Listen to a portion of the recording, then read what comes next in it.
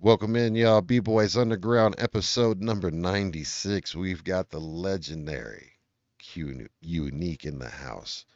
Check out this video first. This ain't over yet. Slaughter all the cynicals, corner store criminals, parables of proverbs, the Lord is sort of biblical. At home base, pacing in anticipation for the story to unfold from the pages of Revelation. You love guns and money, I'm studying 120. I'm tatted with God's grace, you still get love from me. Of course I'm major, I'm a force in nature. Stand and salute a general in the wars you wager. Hulk Hogan ripping out of my tank top, jagged edge turning your abdomen into a shank slot. Battle folks with a catapult, venom from a rattle's throat. Curb your enthusiasm till you're out of hope. Larry David, I was badly jaded, nearly escaped the hell of an industry made it. Impractical joker with the tactical advantage. Third rock from the sun, this is Capital's planet. Overqualified, overlooked, overzealous, slow to cook. I could go over the top, but it's not over. I could go over the top, it's not over. Calculated cutthroat, inhale the gun smoke. I'm on a magical mystery tour after one tote. Hallucination on a 2 train, cruising through the station. A bad conclusion made us lose the Zulu nation. Some heroes became evildoers. On life's chessboard, a Magnus Carlsen with the street maneuvers. I anticipate the worst and strive for the best. Life is a gift and a curse, and I'm alive and blessed. Some criminals behave and say the crime stops. I keep one eye on them with the gaze of a cyclops. Dirty money, clean getaway. During the crack era, this rap shit made me see a better way. Q defeat the rules with an iron fist. Subatomic combustion of dark matter, and I exist. A midnight marauder hanging on the side of the bodega. An album man who flies with no omega. Overqualified, overlooked, overzealous, slow to cook. I could go over the top, but it's not over. I could go over the top, it's not over. Overqualified, overlooked, overzealous, slow to cook. I could go over the top, but it's not over. I could go over the top, it's not over. Yeah, it's Q Unique, Q Defeater, capital Q. Just wanna thank y'all for taking this journey with me thus far. It's not over. Ladies and gentlemen, Mr. Zach Baird on the keys and the instrumentation. That's right. This ain't over yet.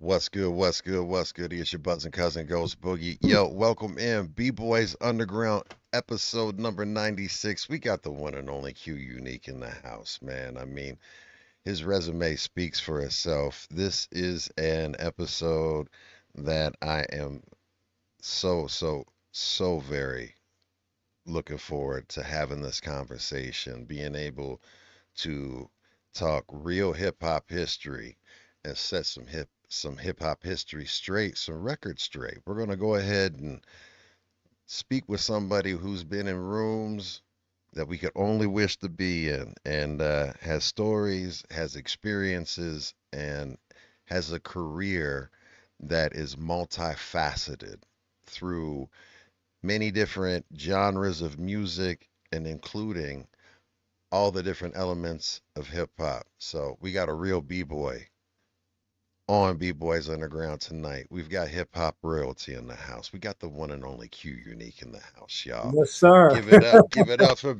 Yes, give it up for Q Unique. Yo, let's go. thank Let's you. go. Yo. Peace. Peace, man. What is good, man? Welcome in and thank you again for being on our platform, B-Boys Underground. And you are, I'm gonna say, the first like official B-boy like that started out like that. I mean, we've had some guys that started out in B-boy and stuff like that, but not anyone that's got the credentials that you have coming from, of course, the world famous Rocksteady Yes, crew, sir. you know. Yes, sir. Thank you. Yeah. Thank So I want to know because that song, I mean, you went at him, and I love the theme and the song. It's not over because it's not over, and that's like, I tell my kids, it's not over. You fight until you. it is over, Yes, sir. you know, and then you still fight.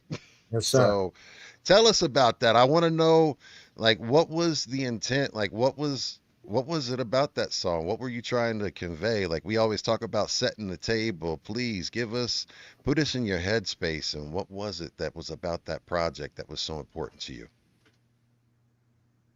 I was at a crossroad a few years ago. I wasn't happy where Q Unique was, business wise, statistically, wherever. I just wasn't happy. I was a little disappointed in myself. I let things get a little sloppy. Uh, and I was talking to Fieldy from Korn, who happens to be one of my best friends. And Salute.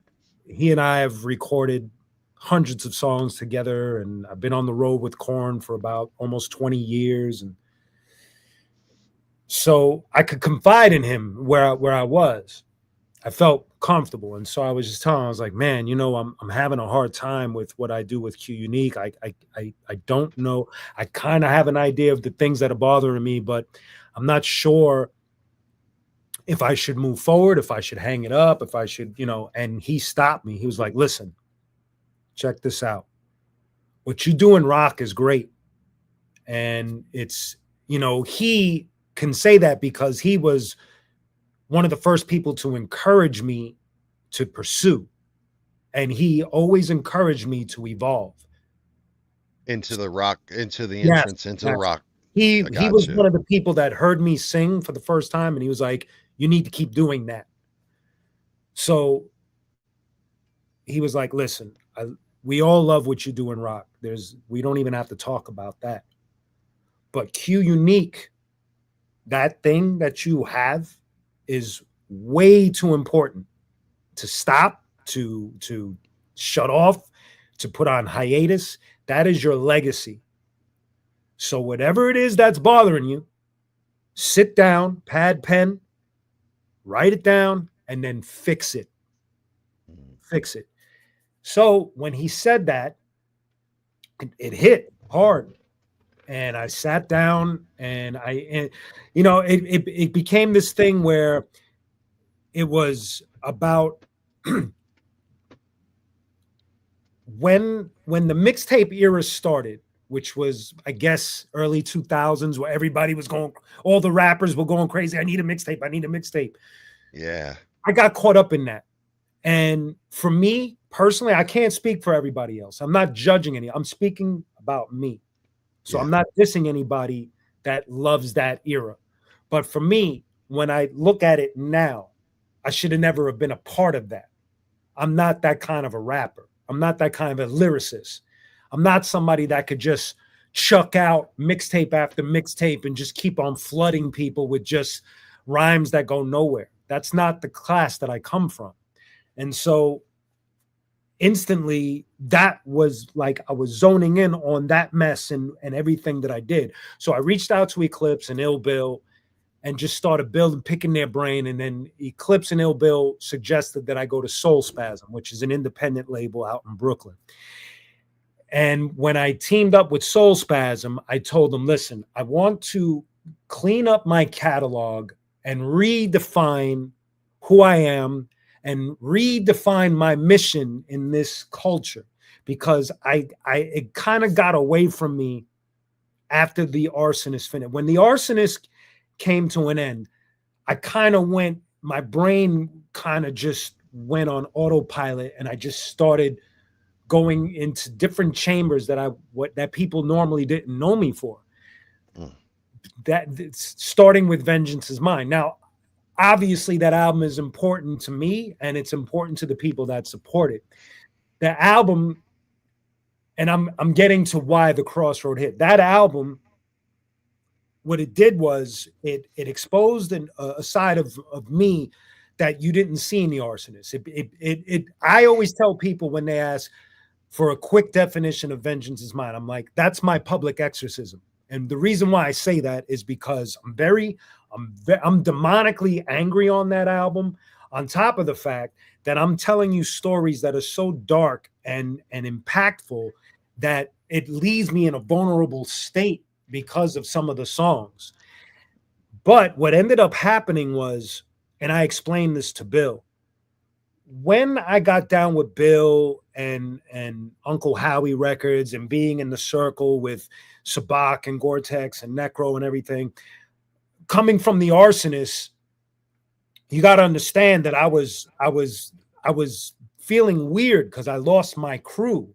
So now I'm in the circle with this whole other crew that I've always known, but I was never as close as I was. Now I'm in the circle with them. And what I did subconsciously, I started to take on some of their ways. Those were their ways. They weren't mine. And so if Bill and Necro in particular are very, punch in your face rap, I was trying to be that because now I was in their circle. But the Arsonists, we weren't that.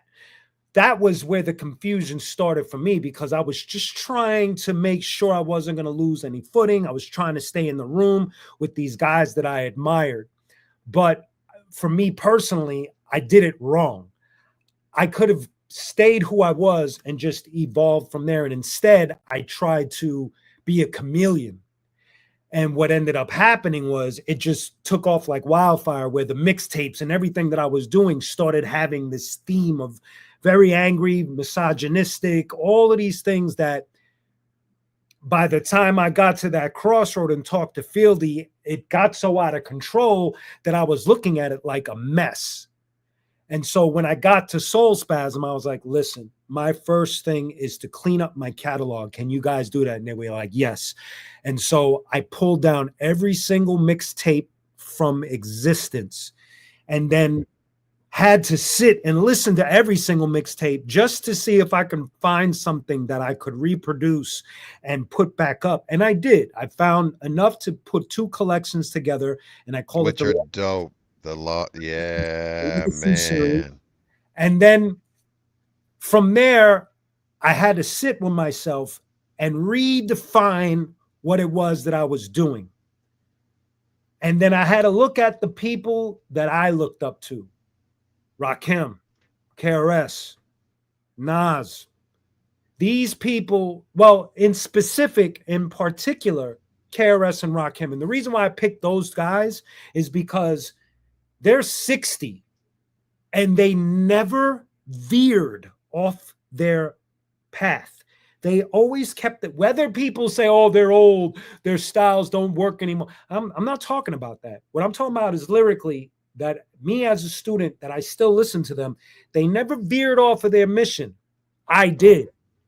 And so I had to go back to them, specifically KRS, and just do a deep dive again and remind myself that this person who I consider a superhero never veered off the path. He never, ever went and did something sexual or did something commercial. He just stood KRS for the entire time.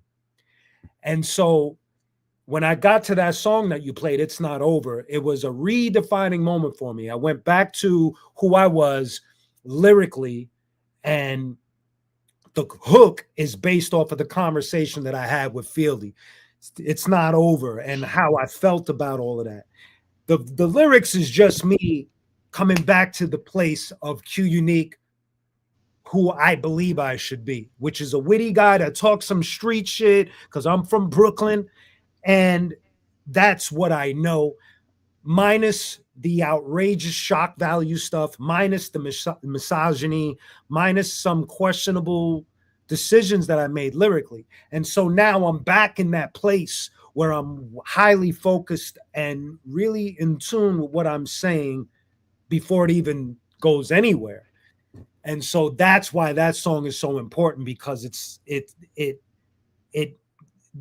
defined that conversation. Now, there are 2 releases before that, full lengths. So there's Pound for Pound and Royal Blood. I already applied what I was thinking for It's Not Over to those 2 albums. So I was already in the groove. I was already there. I was already approaching this place of, this is the MC I'm going to be. I'm going to be part street, part think. And we're going to sandwich that and keep it there for the rest of the fucking ride. And the third slice is always the emotional songs, because I think since Vengeance Is Mine, I've hit a good stride when it comes to being vulnerable on track, whether it's hip hop or even rock. And so I always keep that vibe because I'm I'm I'm I'm in touch with my emotions in that sense. I know how to lyrically say what I'm feeling or what I've experienced in real life. So that's why that song and that video is so vital. Man, and you mentioned the Vengeance is Mine, that project, and you you specifically mentioned that you were exercising demons, and I felt that when listening to that. I just want to know like what, because when you go in something like that, you can tell that you're tapping into like pain. Oh, Would you be willing or open or vulnerable enough to just go into some of the pain and struggle yes, that was behind that? yes. And I'm going to even do you one better. While I was doing this mission of cleaning up my mess, I Hmm. took that album and pulled certain songs and rewrote them, re-recorded them, and had Soul Spasm put that album back up with a different perspective. And it's also based on one of my key missions was to not go to the point of shock value where I'm trying to get people to be shocked about crazy shit to say. So I took a lot of that off. Two, I took off all the misogyny on that album because there are way too many women in my life that I adore in order for me to keep lyrics like that on a sacred album. Yeah. Now, so that album, there are certain songs that have been reapproached, but the songs that we're talking about, I didn't touch because those songs are way too important. So the pain that you asked about, it stems from Ill Bill knowing me really well. Like he knew my life, he knew the stories. So when he offered for me to be on Uncle Howie Records, his whole angle with me was when we do your album, you have to tell the real Q Unique story because your story is so crazy that people need to hear it. So when he said it, at first I was kind of like, yeah, because I never really did that before. So when I got the beats for specific songs like Father's Day or the setup, Necro just gave me something that just pulled. The setup in particular is the very first song where I got so vulnerable and so honest that it was terrifying. Because what I'm saying on that song is the setup, everything about it is true. There's nothing fabricated. Everything I said on that song is my life experience as a child growing up in my family. And it was terrifying at first because I'm like, man, I'm saying some wild shit here. And I don't know how an Arsonist fan or just a common hip hop fan would react to this. And Hmm. the results were mind blowing because I was getting DMs like full on 10 paragraph DMs, dude, this song, that the setup, and I could relate. And all of a sudden, what I noticed was these types of songs that we're writing were connecting with people in the way that it was helping them through their own demons. And there was no way I could have expected that because I never did it before. I never left myself this vulnerable. So my life experiences put on record helped people that supported my music deal with their own demons. So it gave me this. That's another reason why I had to clean up Vengeance is Mine and the rest of my catalog, because now I feel responsible. I feel responsible when people are talking to me and they point out the setup, or even my latest song that's in that vein is 133rd Psalm, which is about my younger brother that passed away. People, like, when that song came out, people were like, yo, I lost someone. This song is important. And so it doesn't even, at that point, the money and what musicians fight for, position and listening and numbers and likes, It doesn't even matter when somebody's connecting to your song in a way that's so deep that you're like, I'm like responsible here. Like I have a responsibility to my listeners because they're coming to me to let these things out, to feel connected to something that's beyond just saying something cool and fly. And so that's why I had to clean up my act. That's why now I feel responsible. The pain that I went through, of course, it sucks. And it made me a better dad, being able to look at it, listen to it. And then by the time I became a dad, I was like, well, I have this checklist here of things that I shouldn't do. So this kid is going to grow up privileged as shit. And he did. Yeah. And he did. The other blessing is that obviously my dad is the main antagonist in all of these stories. He was a wild dude. And I was able, because of what I did musically, I was able to sit with him in recent years and forgive him. And to be able to look him in the eye and say, I understand why you did. Because you and I were talking about it off screen. It was like, our parents came up at a time where discipline was a whole different thing. There wasn't child protective services, and It no. was called spare the rod, Yeah, spoil the right, child. exactly. And so I can't fully blame him for having the No. program in his head. I could question his accountability as far as breaking the chain. He didn't. Yes. It is I what it get that. is. I dealt with it. I lived through it. I survived. I'm here. It made me the artist that I am, and it created this world where listeners come to me for a specific vibe. And now more than ever, I feel responsible and I feel dedicated and I'm good with it. And I'm happy now that Q Unique has survived that mess. And I'm happy that people can listen to these songs and find some sort of solace in connecting and sharing. So, Man, dope. And great, great, great conversation so far. And thank you. and and thank you again for your openness. And we got to get into the first question and Yes, start sir. building into it. So, like the first question, quote unquote, and everybody knows that follows us. Um, our first question is simply put this: I always want to know. Please let us know, what is your first memory that you have associated with hip hop? Take us into put That's us a good one. in the experience. I want Yes, you to sir. put us in the environment, visualize us, let us know the smells, the good or bad, all of it. Like, Yeah. what was, and why was it such a profound impact? What was it? My my experience in hip hop, even for myself, is I feel blessed. I really do, because it wasn't my intention. All of this, I I didn't know these things were going to happen. It wasn't a plot or a plan. All right. So it starts with my parents. They finally split, and I go to live with my grandmother in the Bronx.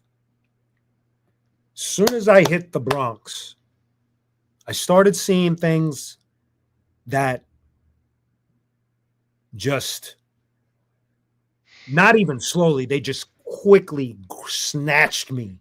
It just it plugged into my soul immediately. You seen the movie Style Wars? When Yes, they sir. talk when they talk about scene, I seen all of those things that people saw in that movie. I fucking visually saw, I physically saw it walking to school, living with my grandmother. Like the United Artists piece that Cap went over, I used to walk past that every day to go to school. Wow. I saw scene pieces on the 6 train while eating a pizza, waiting to get into class. Um, the Rocksteady crew used to come to my grandmother's block because they used to hang out with the older dude. His name was White Boy Lou, and we were just babies. And Buck Four was the first member of Rocksteady that I met. And we would have like a little piece of cardboard out in the street, and we were children, and we were trying to copy what we saw in these movies. And he would come to our little linoleum cardboard, whatever it was, and he would show us moves. And you got to understand, like, if you know your hip hop history, it's like, here I am, I'm a child. I'm in my grandmother's neighborhood by chance, just because my parents couldn't keep it together. So now I'm living with my grandmother by chance. And it happens to be in the Bronx by chance, the birthplace of hip hop. And I'm on her block, and here the first person I'm meeting is Buck Four from the Rocksteady crew. May he rest in peace. This is a Yes, rest in legend. peace. People don't understand. This is a legend. This is a rock star before a rocks. Like, before we see what rappers have become today, this crew was the shit. Rocksteady was like, everybody wanted in on that. And here he is on my block. And even as a child, I was in awe, because, you see the movie Beat Street or this and that, and this guy's standing here. And then for some reason, it just set off this chain reaction. So here I am. I'm getting semi-break lessons from Buck Four from the Rocksteady crew. Then all of a sudden, Red Alert is on the airwaves. And that's when my whole life just goes crazy. Because now, Red Alert has me tuned in like a student every Friday and Saturday, as he plays the most iconic classic rap music everybody knows. I'm there listening to Red Alert played as a child. And I'm sitting like, remember, you ever see those pictures of the 1930s and 40s with a family sitting around the radio because there's no TV yet? Yes. That was me for Red Alert. My grandmother had like a crappy radio, whatever, and some speakers, and I would sit there at night and just sit there and stare at the radio as Red Alert was playing and then eventually started taping them, and I still have the tapes. Started taping the shows and memorizing and getting into and doing this deep dive. And the way Red Alert would play, first of all, people don't understand. Red Alert is a legend in hip hop. I got a chance to meet him once at the Impact convention in Miami, and spend a couple of minutes talking to him. And when I saw him, I was like, I just walked over to him. I was like, much respect. That's Sensei, like, right? You know what I mean? That is Sensei. That's one Sensei. Of these senseis. Yes. And so Red Alert, the way he would play was so masterful when I think about it. He would play the current rap, and then he would throw on something that didn't belong on the radio at all.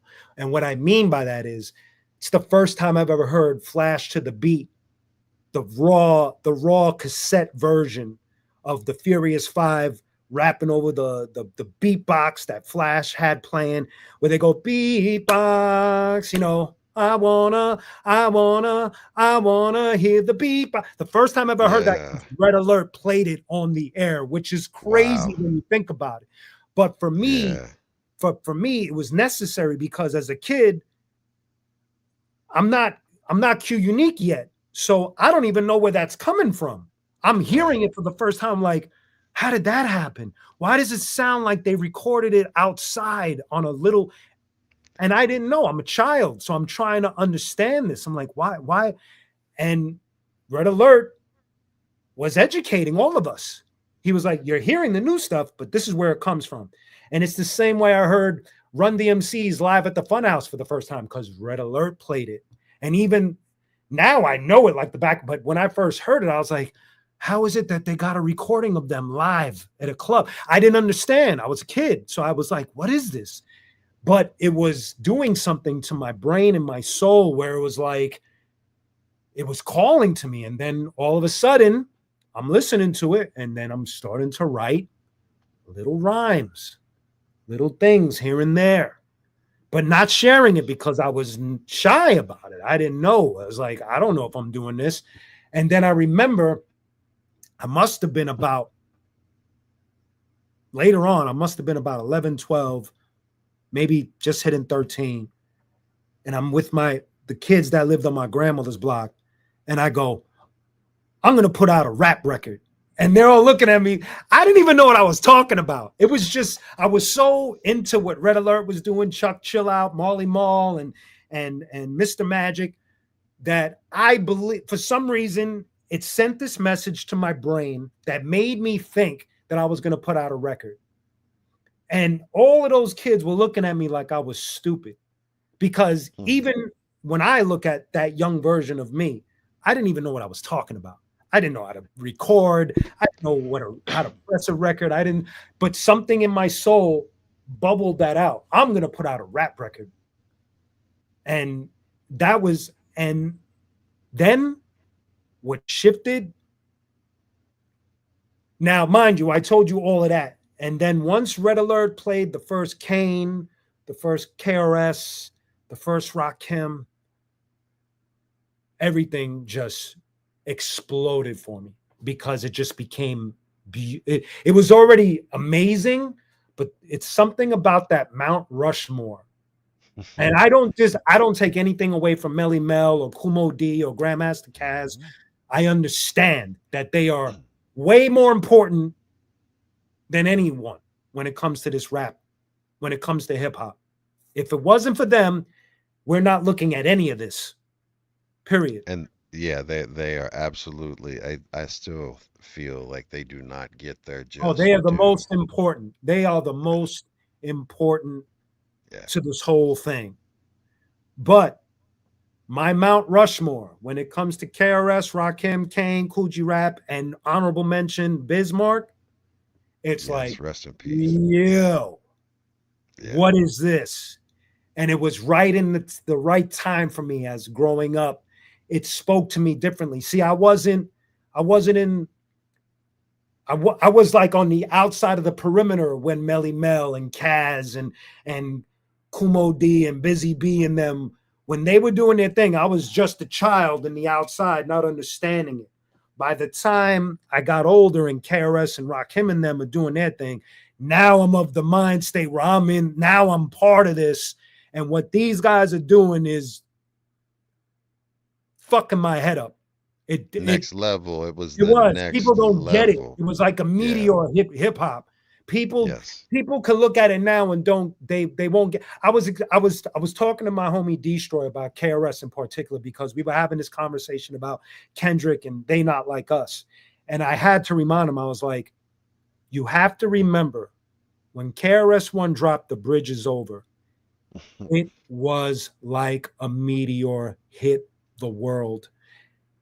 You got to understand, he shut down a whole borough, he destroyed a whole crew, and then that song just went across the United States and not just New York. I remember it being in everywhere in New York. But what told me that it was making an impact is when MC Ren used it to rap over on his solo album. When The I final saw that, frontier. When they hear right, the final frontier. Don't exactly. don't do People do do forget. do When do. I saw that, I was like, you Yeah. see, The Bridge Is Over was so damn important that even somebody like MC Ren rapped From the over it West because Coast, flipped it like right, boom. right. And Yeah. so, and one more last thing. I was fortunate again being in New York, because there was the Union Square, and I was too young, but I would go in the front, or I would be in the area and look and see people going into that club, and you would see some of the celebrities, and you just be standing there like, yo, I would give my fucking right arm to get into the Union Square right now. But I can see it. I knew it. I saw it. And so these are some of my early memories. I could go on forever. Like when I first met Crazy Legs, I was, again, like I said, Well, Buck 4 used to I come to my, definitely want. I yeah. want to know about this because I mean, he ultimately is the one that brought He's the you one that changed in my to whole the career. crew, Yeah. right? So, like, how did that happen? Like, even Like how? Because I mean, you were already being trained by another member of the crew and being, Yes, as a youngin, right? And I yes, can just remember like what it was like when I first started hearing hip hop, and I remember the change and how it, and what you mentioned, and part of the reason why Boogie is out of Boogie Down Production, out of reverence, because yes. KRS-One is one of my all-time. Like he, Chuck D, those guys are the ones that really kind of got me on my path as far as challenging the things that I was being taught and indoctrinated conventionally, and awakened Yes. my mind to start challenging, and Rakim being the same one, and it's like, what is he speaking about? Why I don't want to know. So all of that, the fast forward to like, yes, you being in that area and in that arena and just seeing the things that I saw via the television, Yeah. right? It just had to have been absolutely Oh, crazy. But it the was amazing because at and that time, New York. Let's get to the crack era for a second. oh yeah. New York was insane, and because I was on a mission, for some reason it didn't register to me. So when I said I would go in front of the Union Square or be just at least in the area, I understood how Okay. dangerous it was, but Mhm. for some reason it didn't phase me. I would go to some of these clubs by myself. And back then, I always say this as a joke. Back then, I I looked like Ralph Macchio back then. I looked like the Karate Kid, bro. Like I did not fit the description at all. You know what I mean? So I it was got it. like I would roll up. Sometimes when I would get into these clubs, you know, people be staring at me like, "What? Like, what? What do you want?" Oh, like I remember one time I got into one of these clubs and Stetsasonic was on stage, or they were about to get on stage, and I saw one of my classmates, and I knew his real name. I didn't even know his street name, and I called him his real name. And I remember he was staring at me like annoyed that I called him his real name, and then also like confused because he was looking at me like, "What are you doing here?" You know, he didn't understand that I had this love that wasn't going to Yeah. stop me. It was not going to turn me from getting into these spaces. Now, Crazy Legs, I have to rewind. So when Buck Four was coming to my block to hang out with the older dudes and do whatever they did in the street, one time he rolled up with Crazy Legs. Now, Lou, who we call White Boy Lou, he wasn't a white boy. He was Dominican, but he had blonde hair. He was light complexion. So he, it just so happened that it fell on my birthday. So Lou brings Crazy Legs to my, this is nuts. Lou brings Crazy Legs to my grandmother's house to wish me a happy birthday. Wow. Could you imagine? You're a child. You've already, Yeah. you've just seen Beach Street. You know about Wild Style Star Wars. And all of a sudden, you're face to face with arguably the most famous B-boy of all time. Absolutely. And and as a kid, again, I didn't understand the boundaries. I just thought, oh my God, because to us, this guy's Michael Jackson, basically, to us. He's the guy. And so I remember trying to like, hey, come in, meet my grandmother. You want a piece of birthday cake? And like I was spazzing because I like this Yeah. is crazy. And he was like, nah, little man, like just wanted to say happy birthday to you, man. And that's the first time I met him. And then eventually, because I was at my grandmother's house for a minute before I got back to Brooklyn, I ended up going to school with his sister. Okay. And they by that time I was doing like little raps here and there in house parties or in ciphers, and they took one of my demo tapes to him, and that shifted my life. That's when my life just changes. Him, he changed my life.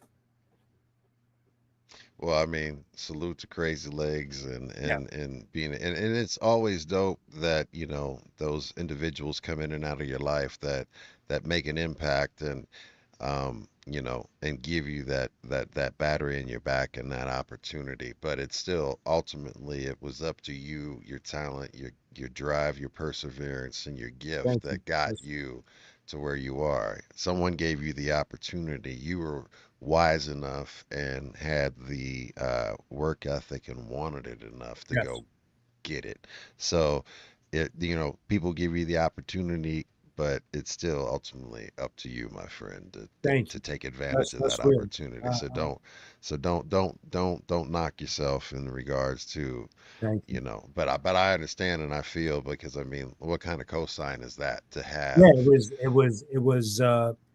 it was insane because now I was old enough where he was taking me to different clubs. He had put me down with Rocksteady as an MC, and then he started taking me to different open mics, and then everything he brought me to was an experience that even to this day I'm like I can't even believe that that happened, you know. And it you feel like the kid that got the golden ticket from Willy Wonka. You start tripping. You're like, I don't understand.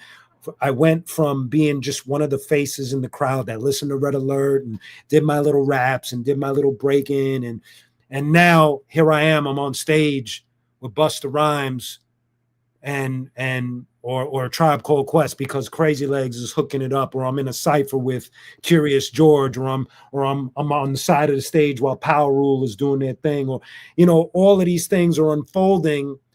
And even like I said, even to this day, when I look at it, it's like, wow, man, that's I could have never predicted that.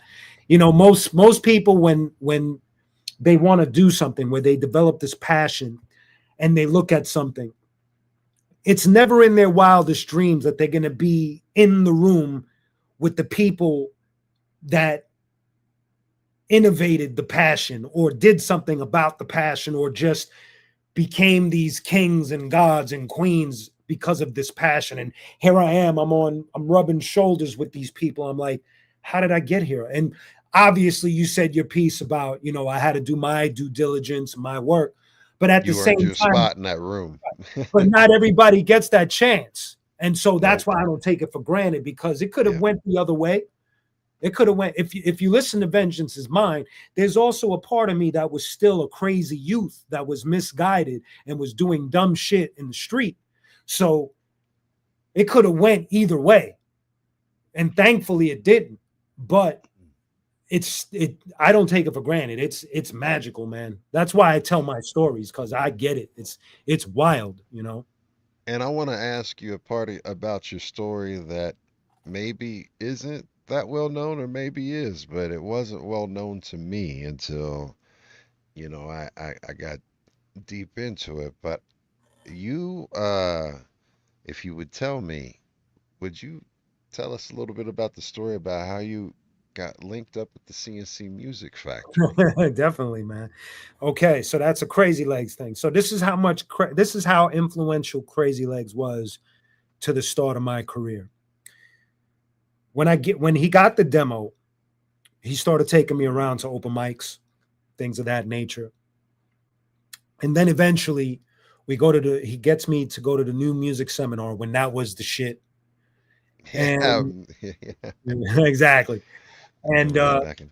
he gets through some conversations, Crazy Legs gets me my first record deal with Celluloid Records. Now, for people that don't know what that is, Grandmaster DST put out a record through there. Africa Bambaataa put out a record through there. So they weren't like Sugar Hill, but they definitely had some pieces in the history. So when he got me that deal, I was geeking. I was like, holy shit, I'm on this label that put out these iconic people, and I'm amongst that. So Right. here's where the whole CNC thing happens. So unfortunately, Celluloid goes bankrupt. So I get signed, but I never get to put out the first Q Unique single. So obviously I'm bummed out, but because I was still in my ignorant stage where I didn't fully understand the scope of everything, I kind of like shrugged it off, like, oh, okay, you know, it is what it is. I'll just go back to what it was that I was doing. Crazy Legs was really bummed. So he meets up with one of his homies, this dude named Duran, who was in a group called Trilogy, and who was also a writer for CNC Music Factory. He brings Duran to my job one day. I jump in Crazy Legs' car. I'm in the back seat. Duran is in the passenger seat. Crazy Legs and driver. And I don't know Duran. So he introduces me. He goes, yo, this is Duran. He's down with Trilogy. I'm like, oh, what's up? Peace, whatever. And he goes, yo, he doesn't tell me what he does, but he just says, yo, spit a verse for him. Now, this is young Q Unique, where if you told me to spit a verse, I'm machine gun. I'm going nuts. Right. I'm Going not in. that guy anymore. But back in the day, I was a maniac with that. So I'm spitting my verses, my bars, and all of that. And Duran's like, nodding his head. And when I finish, Duran's like, yo, man, you're really dope, man. I'm like, thank you. He goes, I write for CNC Music Factory, and they're actually looking for a new rapper, man. You should probably come down. And without missing a beat, I look at both of them and I go, nah, I'm good. And yo, they look at me like I'm a complete like they're looking at me like I'm an idiot. So Duran looks at me, he's like staring at me like, did you just say no? And so Honestly, I would have did the same thing yeah, though, fam. right, I mean, honestly, I'd have been like, right. nah. Oh wait, the story gets even more hilarious. So Legs, I can get the sense that he was annoyed, but I didn't say anything. So they drop me off at the train station and I go home. I get home, I'm chilling. All of a sudden, the phone rings. I pick it up. It's Legs and Africa Bambaataa on my phone. Oh, I'm wow. like, what up? I'm like, what up? And they just start yelling at me. Yo, what the F and this? And how dare you? And I'm trying to help you and this. So I'm just taking the conversation. And they're like, this is one of the most incredible opportunities you could have in your life. What are you thinking? How could you say no? Right. And so they give me the space to speak, and I'm going, yo, honestly, I don't like that music. That ain't my vibe. No disrespect, but that ain't me. I'm hip hop. That ain't hip hop. And Bam is like, what are you even talking about, man? That's you want to be signed, right? And here's where I make a mistake. I go, yo, Bam, I don't like that electronic shit. Oh, wow, the Bam. Damn, I'm saying Party this people. Right. And so there's a quiet silence, like there's a silence. And Bam goes, so what you're saying is you don't like Planet Rock? Oh, and Lord. like idiot. I'm like, yo. I'm like, nah, Bam, nah. Like, of course I love Planet Rock. It's just the way they do it, the way. And so Bam goes, listen. Let me ask you a question. You want to have a job or you want to be in the music business? Like, you want to put out music or do you want to just have a regular 9 to 5? I go, I want to put out music. I want to be in the music business. He goes, so tell me then, what do you have on the table now that you can't do this? I'm like, I don't got nothing. He goes, why don't you just take the opportunity and make the best of it? And so I'm like, I can't argue with you. What could I say? I have nothing to counter this. I don't have no record deal. Shit, I don't even have a record. I have nothing. And Okay. at that point, you were looking at these are two individuals you very much were Yes. looking as mentors, and like they were very much looking out for you Yes. as a young individual, like really trying to give you game. Now, unfortunately, though, you would think, and I'm not throwing dirt on them, but unfortunately, they brought me to the gate, but they dropped me off at the gate. So what that means Make your own is, way. yeah, they didn't ride with me. Gotcha. And I get it. It's not their response. No, they weren't my managers. They weren't my producers or my siblings. These are dudes that are looking out for me. Crazy Legs presented me with two deals. One of them was Astronaut. I can't front. The CNC shit was an astronomical situation. I just didn't care about it. So on their advice, I go, I meet with one of the C's, I do my little shtick, I do the rap. He loves it. And at the time, I have to do this. I had a manager. I'm not going to say the person's name because that person definitely didn't have my best interest. Because when I finished doing my raps for one of the C's, he gives me this whole speech. You know, we want to take CNC into this street vibe, and you're the right guy. You come from this. You're the real deal. He's giving me this speech. He's really laying it on. And I'm listening, but I'm listening as a kid. So I'm believing him. I'm believing this man. I'm a kid. I never been signed. I'm from the street to CNC. This is a big transition. I don't understand this world. I'm not from this world. I never sold 1 million records. I never collected an MTV award. I never did any of these things. So everything that they knew, I didn't know. So when he's giving me the speech, I'm taking it for its value. I'm like, he's telling me that this is the mission. So I'm part of the mission now. So this is the reason why I did this with the manager, because he asks during this interview, he goes, how far and what are you willing to do? And before I can even open my mouth, this manager leans over my shoulder and goes, he'll do whatever you want. And it's like, no, I won't. No, I won't. Absolutely not. But I didn't say that because I'm a kid and I don't know what this is. I know that when that person said that, I was angry because I knew that I wouldn't do anything. Just anything? Right. Nah, you're bugging. So to tie it up, they give me the deal. Now remember, here's where the comedy starts. I have his speech memorized. So when they invite me to the first session, they play the track. I hear the track.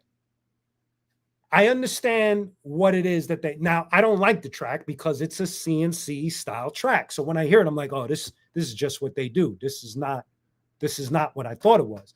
But to be fair, the whole first deal was that I had to write this song for them because they were obligated to a movie soundtrack for Buffy the Vampire Slayer. So now I'm the guy that has to write for this. But again, I have to keep on saying I'm a kid, so I don't understand what that even means. I'm just thinking I'm going to rap. I don't understand movie soundtrack. I never did that before.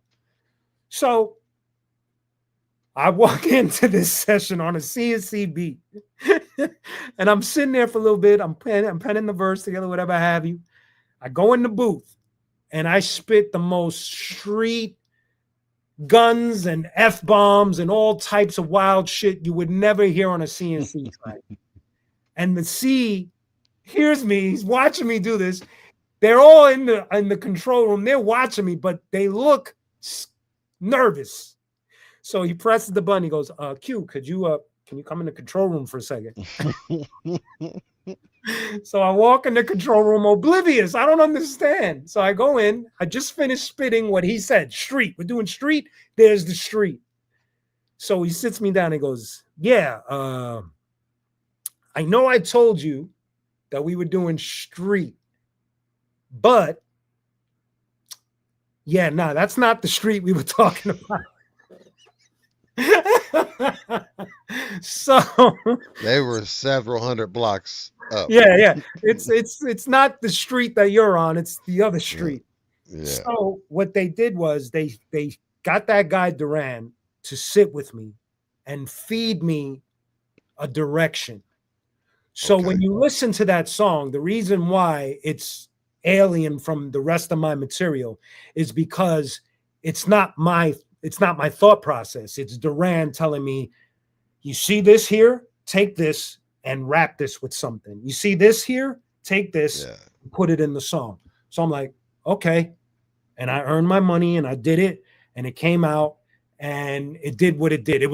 The first time I ever had a #1 record on Billboard. It's the first time I've ever had first class seats or a limo. It's the first time I've ever been flown out to Hollywood to be in a music video. It's the first time I've ever done a world tour. It's the first. All of these things that I experienced with them was great, but there was always the nucleus of it all was I didn't give a shit about their music.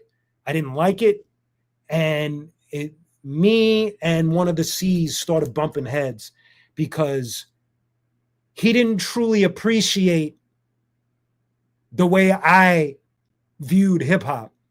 Mm-hmm. To him, he's just a music industry guy. I'm an actual cultural guy. By that time, I'm in the room. I'm already a Zulu member. I'm already a Rocksteady member. I'm royal blood now. Yeah.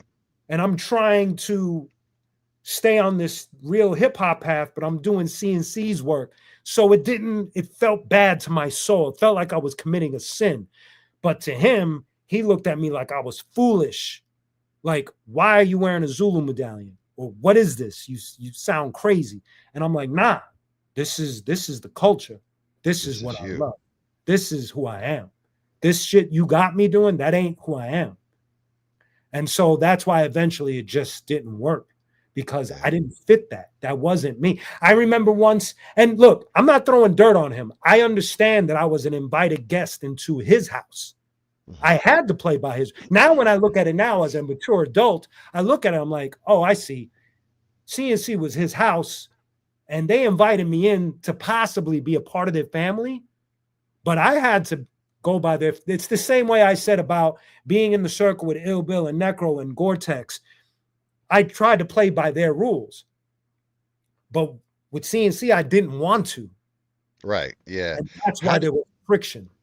So my question to you is because like you had mentioned that, you were young and you were dropped off at the gates and when people start speaking for you and you're in a situation where you're like, all right, you hear, some folks that gave you advice and they were like, don't mess this up, and this is a humongous opportunity, and then you have this manager who's supposed to be giving you all of your and having your best interest at heart, and when it comes time to start being creative and getting into the actual mechanicals of the process, and then you find out, man, I'm gonna have to compromise.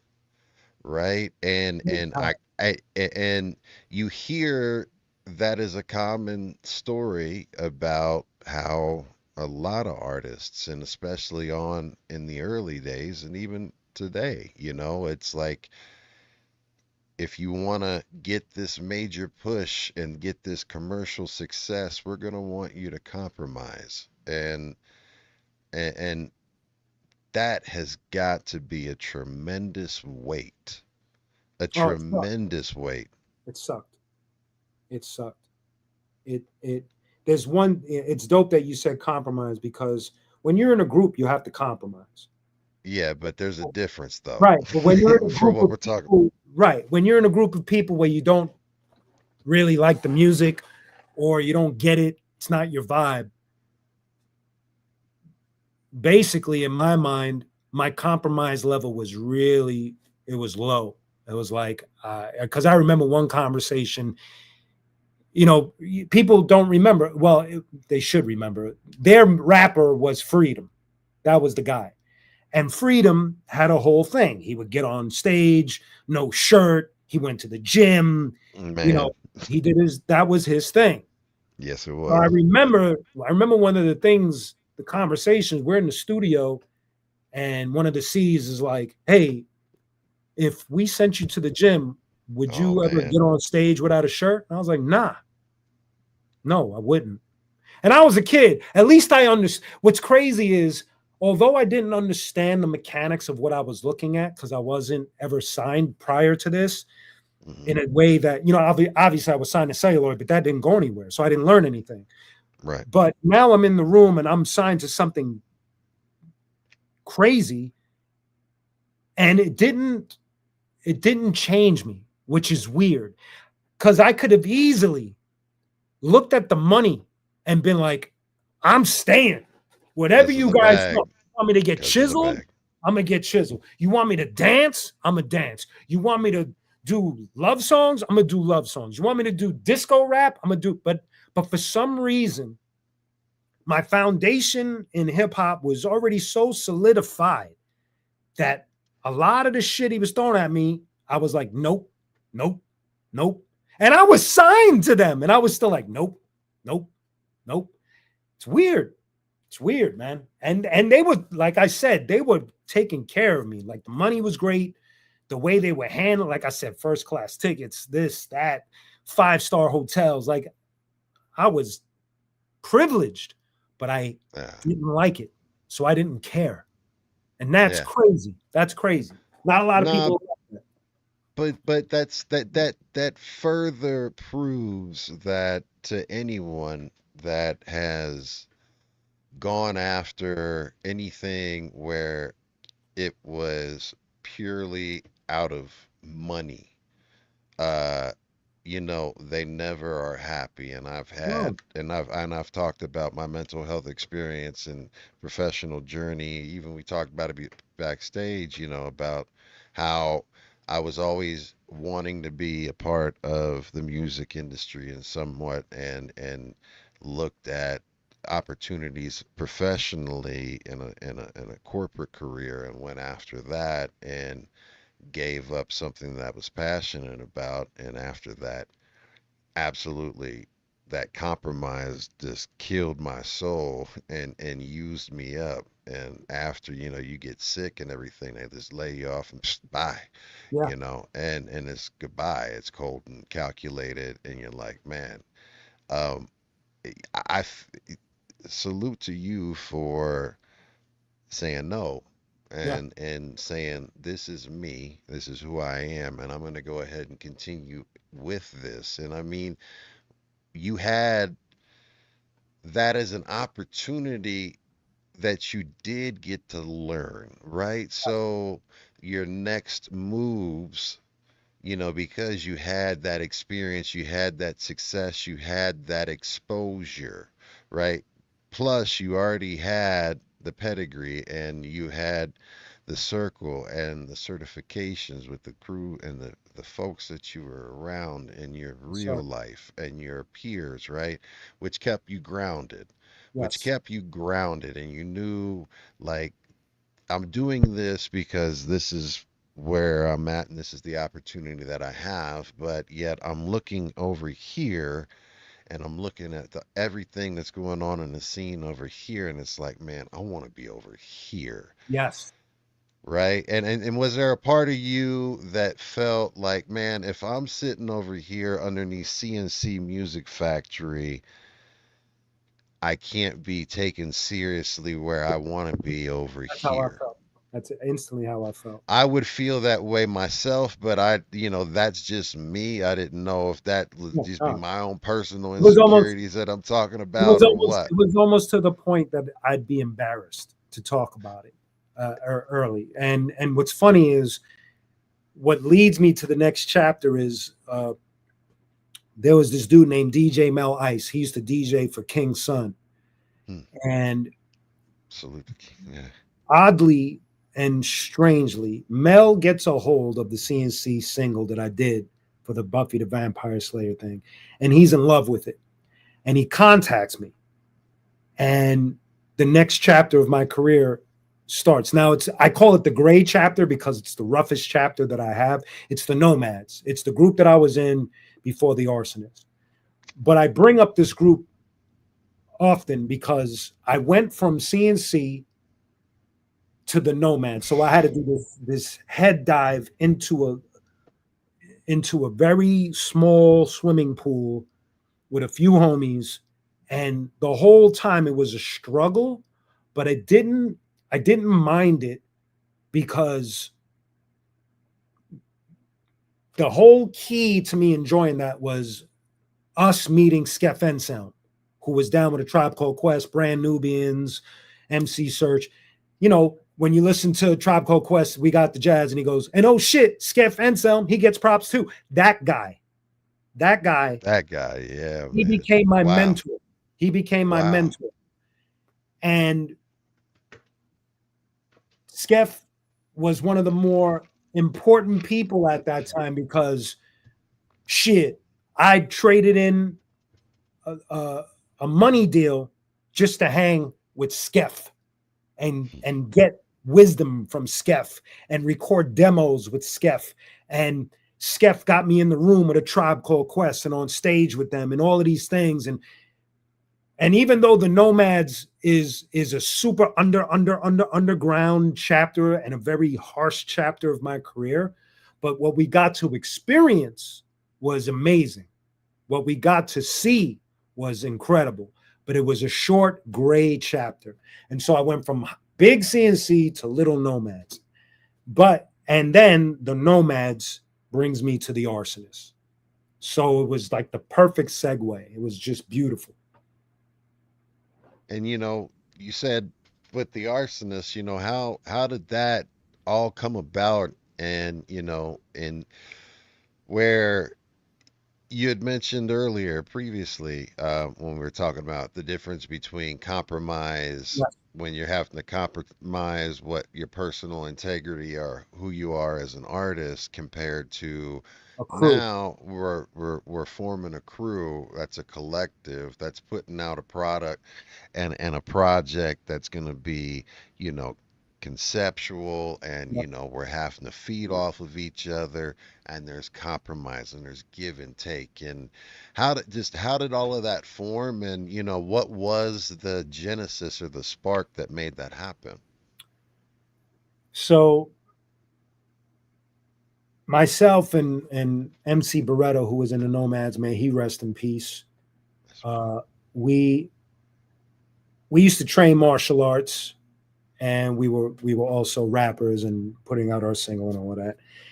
And Beretta's brother is a world champ martial artist. His name is Fast Feet, and he had a school in the city in Manhattan.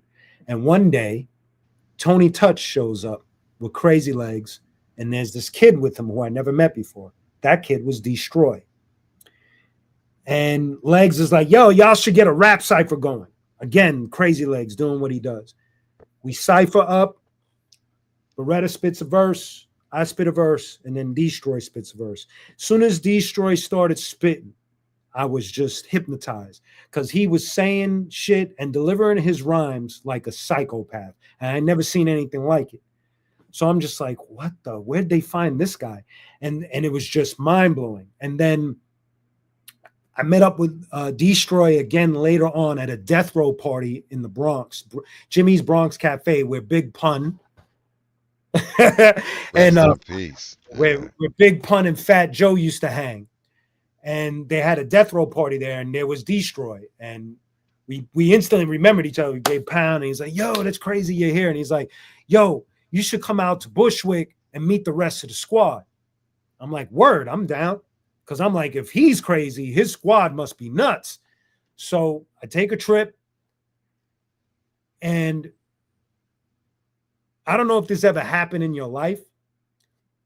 As soon as we ciphered up and we went around, I instantly knew that I had to be in this circle of people.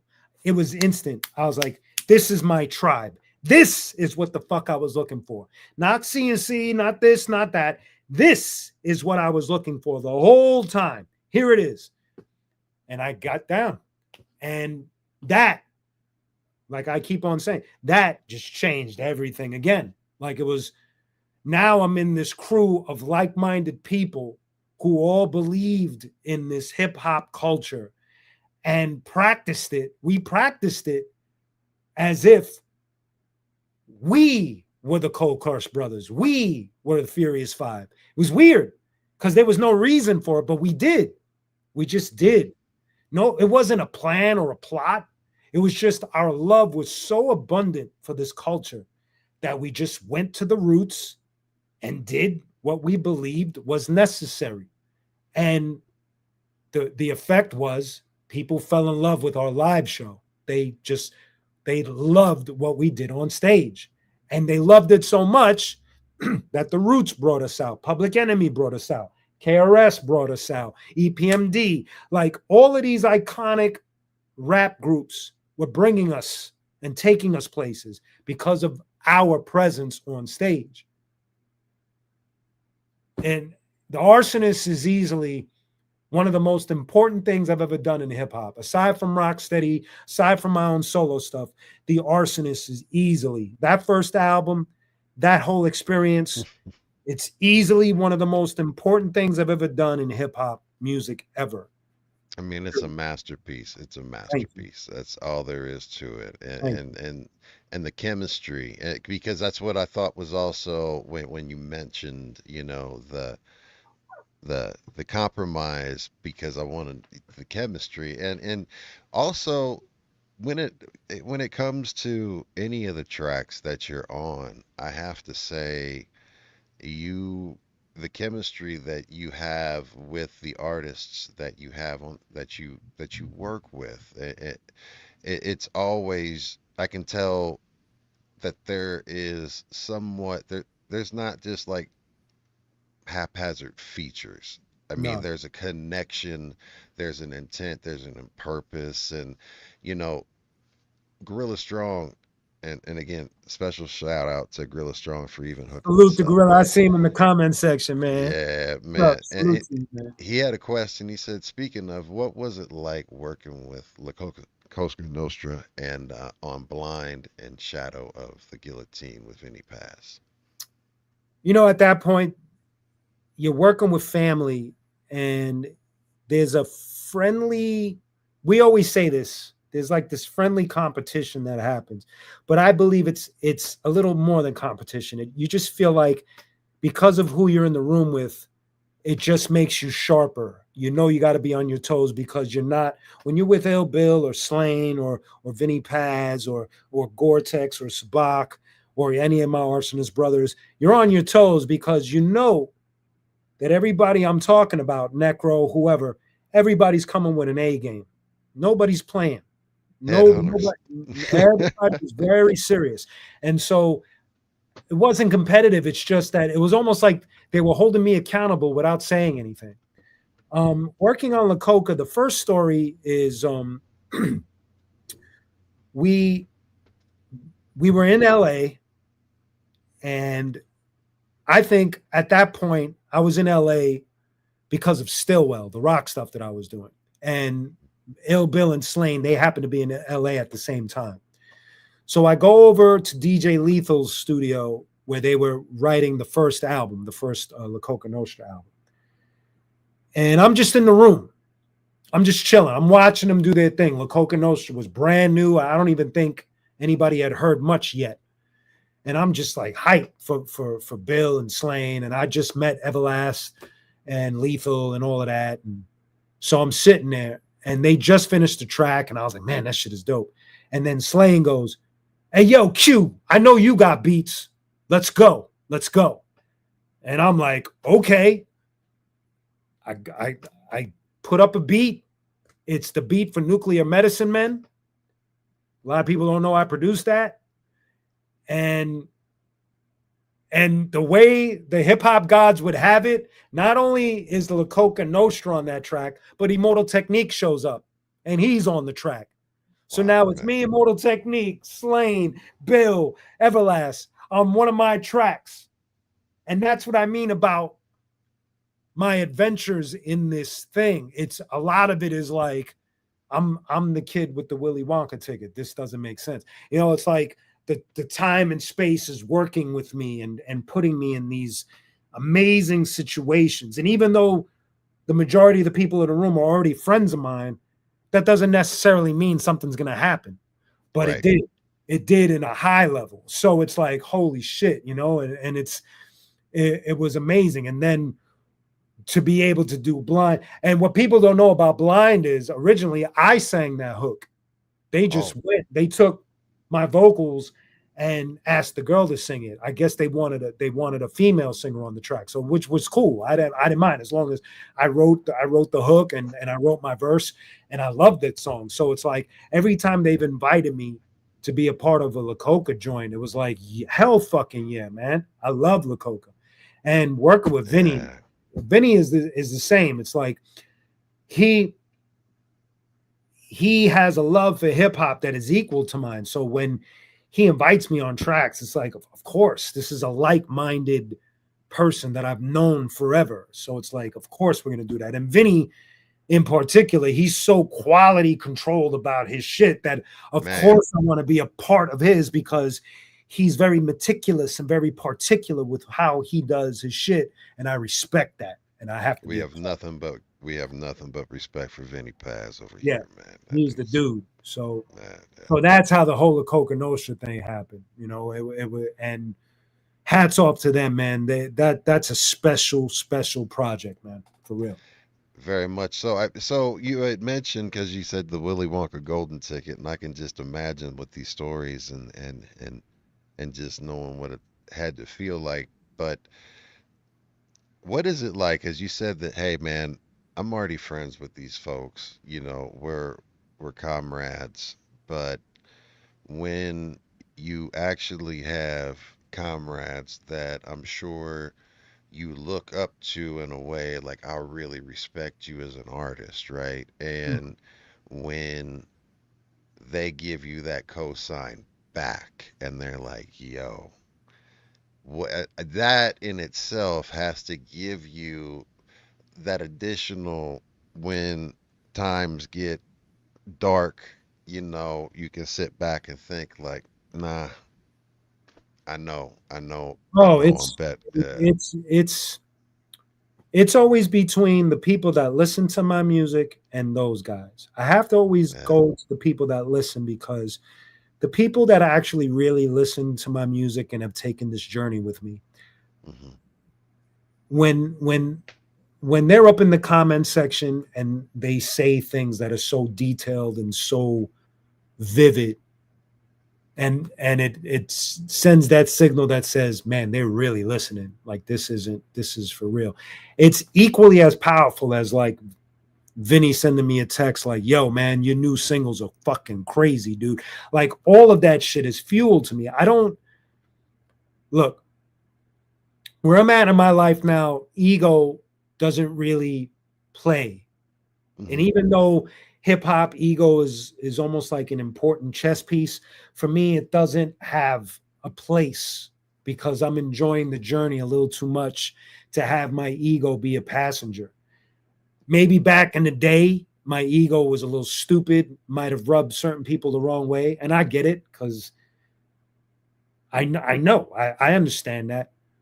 But to answer your question, whether it's Vinny or Bill or Crazy Legs, people that I've known more than half my life at this point, giving me the cosign, or when, recently Crazy Legs, he fell in love with like the latest single that I put out called Remember Me. He fell in love with that shit. He was Dope. sending me texts, this should be an anthem. So there's a part of me that says, I've known this guy since I was a child. But then there's a part of me that says, that's fucking Crazy Legs co-signing my shit. This is a man that has toured with the Furious Five, the Cold Crush Brothers, has been on stage with KRS and Kane, has done movies and the first hip hop movies, the first hip hop tour. And he's texting me about my song, Right. an icon. Of course, that shit is crazy to me. Still, it doesn't matter that I know him or that he's like a big brother to me. And sometimes we've bumped heads, and at times he's gotten on my nerves, or at times he might not have given me the best advice, or at times I've been the asshole to him. But at the end of the day, he's still Crazy Legs. He still is, in my opinion, the Rakim of b-boying. He is. Take it or leave, hate it or love it. That's the most famous face in all of b-boyism. Period. Can I ask you what he thinks about or what he thought about, and especially even what you thought about um, the Olympics fiasco, since we're talking about B-boy and that and the He fact that it was left out. It was left out again. You know what I mean? We didn't even get a chance to have it in. LA or in I America. think when it came for it to be left out, I think he explained it to me. It was some like behind the scenes red tape, weird shit. We all know how that is. Yeah. But I Corporate. know he was dignified. I remember him being dignified in his response to what he saw because we all saw the Mhm. same thing. We saw Yeah. something that was it was cool from a certain perspective because you're looking at it and you're like, wow, this we're in the Olympics. This is crazy. That's what I was looking at it too. It was the anniversary of hip hop, right around the Right, anniversary of hip hop, and the fact that something that, my parents' generation told right, me that it was a flash in the pan and whatever, and right. now it's in the The Olympics, Olympics. fam. And so from that perspective, we were all cool, like, wow, this is amazing. But Yeah. he I I'm gonna have to paraphrase because I don't remember word for word, but he it was almost Of like course. he was being the mature adult in the conversation where he was like almost like saying this has or had potential, but it feels like whoever picked some of these dancers didn't understand anything about the culture. Yeah. And so yeah, that's the best way to approach this is that whoever was Hmm. behind the scenes. The And obviously, curators. it's the Olympics, of course. Wow. Why would I think that it's almost like the CNC thing. Q, we're gonna do street music. And you're looking how I Yeah. can look at it. You can look at it and be like, he didn't know what he was saying. He just said that because he saw that I was fresh from the street and he didn't want to lose me. So I Yeah. guess it's almost like the same kind of thing where it's like, okay, Olympic staff, we're going to put this very alien thing into the Olympics. Figure it out. And it's like, I think they should give it another chance, just like they gave, the quote unquote X game style right. an additional chance because the first inclusion into the Olympics it didn't really fit well and it was off but it as they got more people that were in the culture that were basically really knowledgeable about what it is that made this and makes it special and they should reach out to the crews that founded Yeah. it, right? I think as long as, and I say this respectively, as long as the intentions are correct. And what I mean by that is, sometimes you give somebody, and we kind of alluded to this earlier, sometimes you give somebody an opportunity that big. And you have to see, well, what's your intention? If I give you the Olympics, what's your intention? Are you taking this responsibility because you're doing it for the culture or you're doing it for your name to buzz? Where are you going? So that's where I'm careful with. It's like I don't think you could pick just any B-boy or B-girl. The same way you can't just pick any rapper to Yeah, represent. You have to make sure you know the intention. Where are you yeah, going with this? Are you doing this for the culture or are you doing this for likes and comments and to get right. your numbers up? What are you doing this for? So that's where I'm careful with it. That's Yeah, where I'm careful with it. Because it there's people that have been in hip hop forever, and we all can look at it and be like, that dude's been in hip hop forever, but his intentions always sucked. So it's like yeah. that's where I get kind of nervous. It's like, where are you going with it? You That's know? fair. And Yeah. as someone that wants to keep everything, absolutely, because it is holy and sacred, man, and Yeah. it's been bastardized. But the one thing about hip hop that I always say is that it's so undeniable that in it's been woven into the fabric of every single culture It's in the worldwide. Period. entire and it doesn't even matter from country music to like every single thing has hip hop in it. Hip hop has infiltrated life. Life. Period. Yes, It did absolutely, and I it did with love it. what the Beatles did in Hmm. the '60s. Hip hop did in the '80s and the '90s Absolutely. and 2000. Yes. So it's like it's the most streamed music, the most I think the most watched, the most the fashion, everything about it is just so overwhelming to a sense like you're like, wow, this is everywhere, man. Like there's no, you can't even escape it.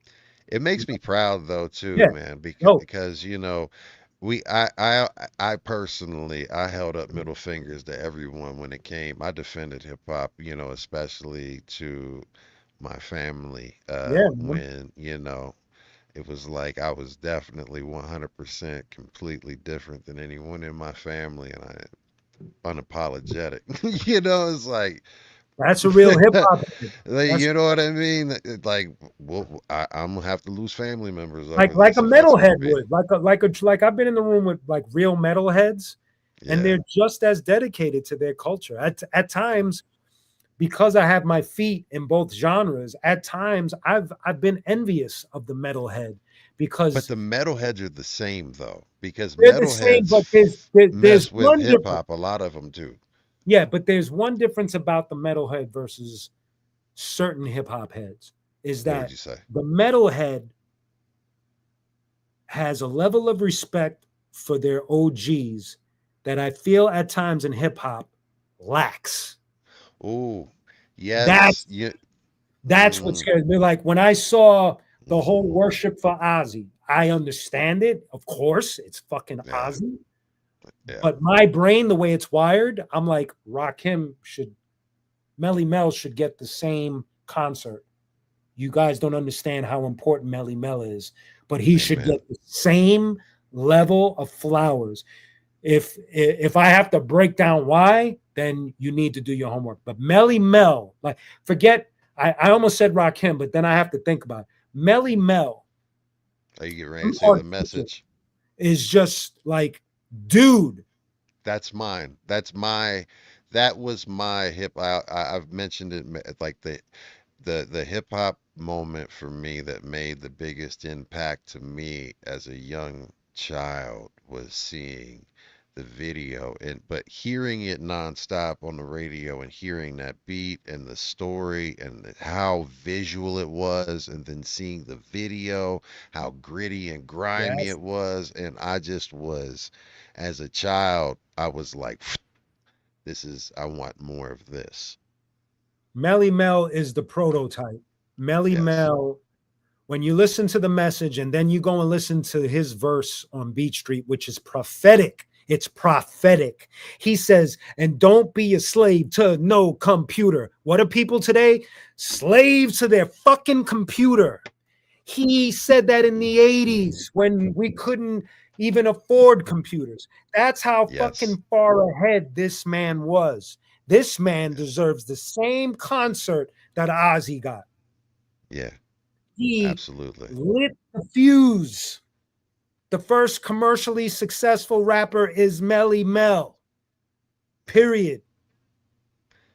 He Ageism in is, hip hop is ridiculous, and it is absolutely ridiculous because I think that our founding fathers now more than ever, absolutely, and that's the reason why like I have nothing but reverence for KRS-One, Rakim, yes, of course Chuck D, Be Real, like all of yeah, Cool G Rap, my God, like all of them out here competing on a level. And then, of course, we get into the 90s era and like, you look at the stuff that all of the Wu, like everybody's just, there's still so much content and there's still so much that is needed because I'm sorry, people our age, we've gone through it. We've seen this era change and we've yes, seen the ways we've learned from, we're seeing history repeat itself, yes, you know, because we're the generation that's bridging the gap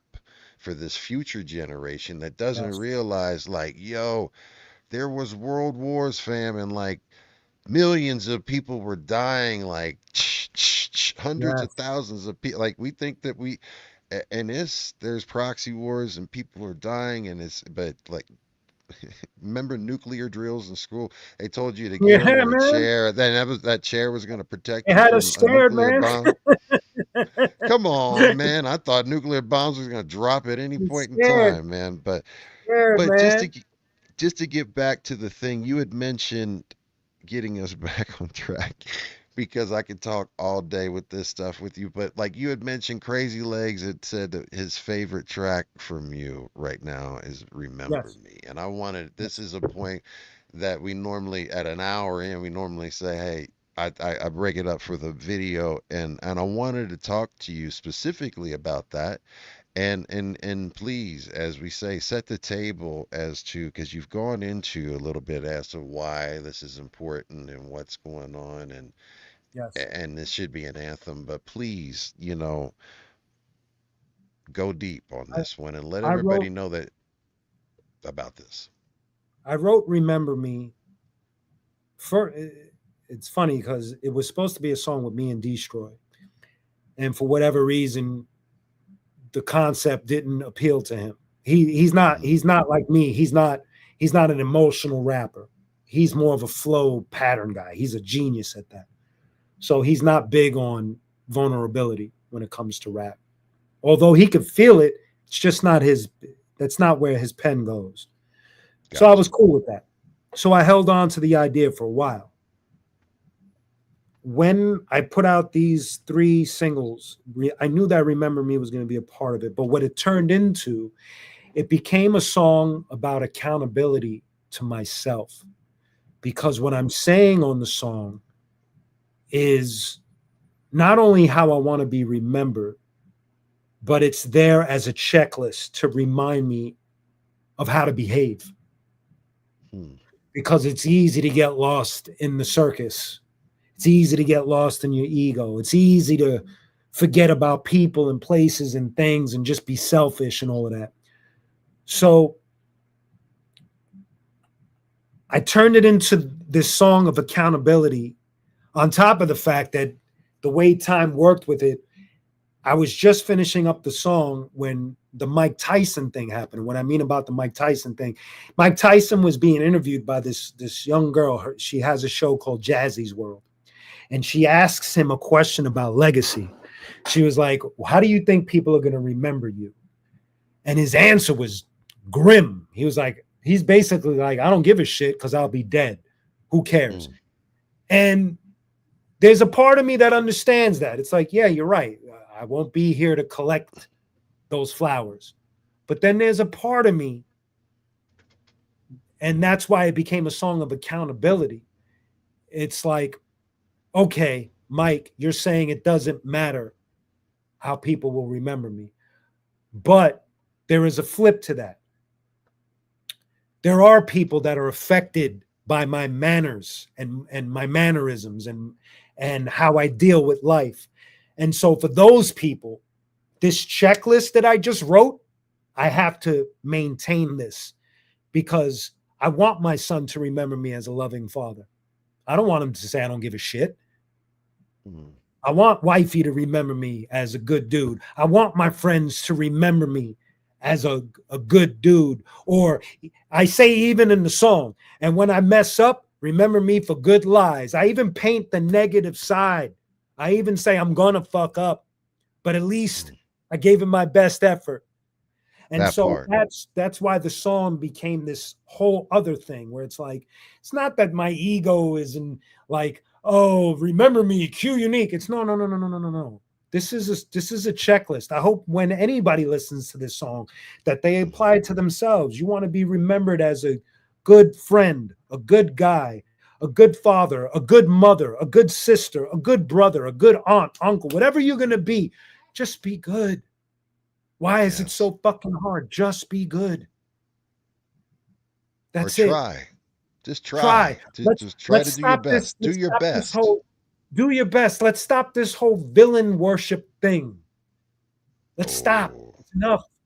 We're in this. We've been in this season of villain worship. I don't know if it's because of the superhero movies making villains look attractive and they look cool and you know even I was like guilty, like the Dark Knight movie, the Joker was the best thing of the whole fucking movie. And so you yeah. start to look at the villain as like, whoa, this is cool. But it's like, nah, in real life, it ain't.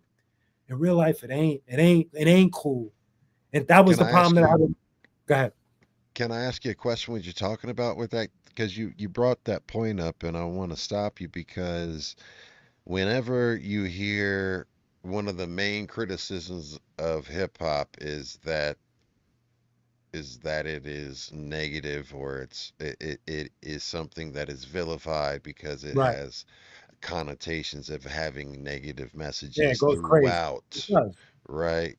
And do you find that hip hop at all, because we've talked about how it's integrated in society, do you find that hip hop itself is accountable for it, or do you find that the machine behind that put the money behind hip hop is accountable for that? My perspective would be where the money goes. That Yeah, that because, and it's like I said offline,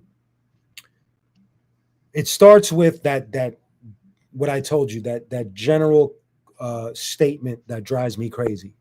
When people look at it today and they go, hip hop sucks, and it's like, wait a minute. When you say hip hop sucks and you do the whole thing, you're yeah, basically saying, not only are you saying the commercial rappers, Cardi B, Drake, whatever you're pointing at, this sucks.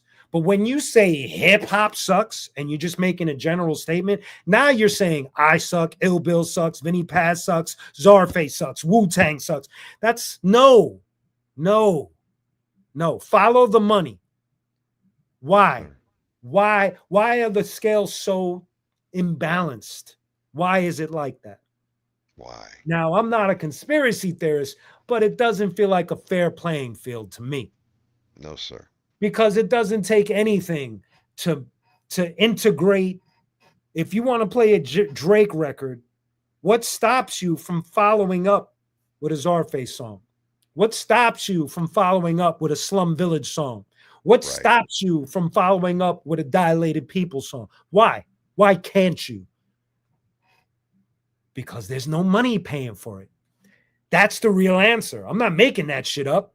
That's the truth. If you sit with a radio DJ and ask him, how come you can't play Kendrick and then Q Unique? Because Q Unique didn't pay for the ad space.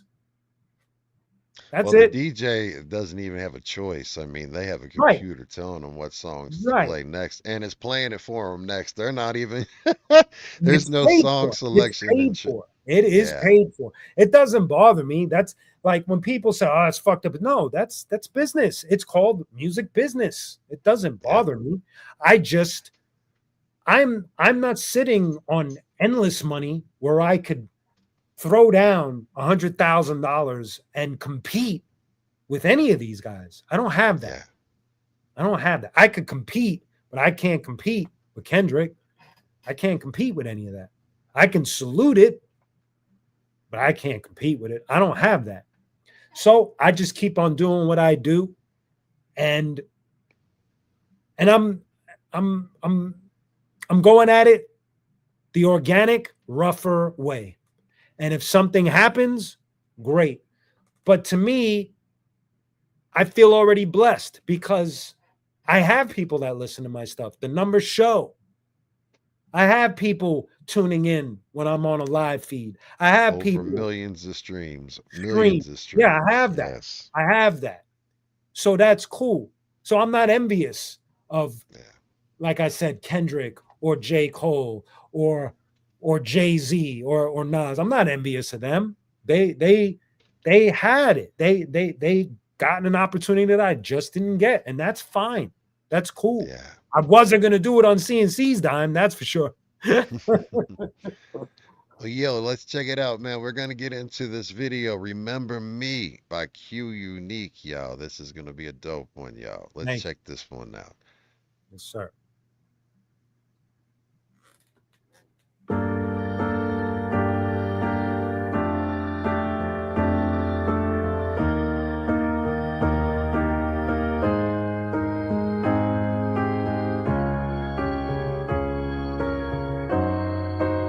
So what's the legacy I'ma leave behind from this life I was given? How did I seize the time? I wanna be remembered as a passionate man who rose from the trash in the can, and with a flash of the scan, I mastered the plan.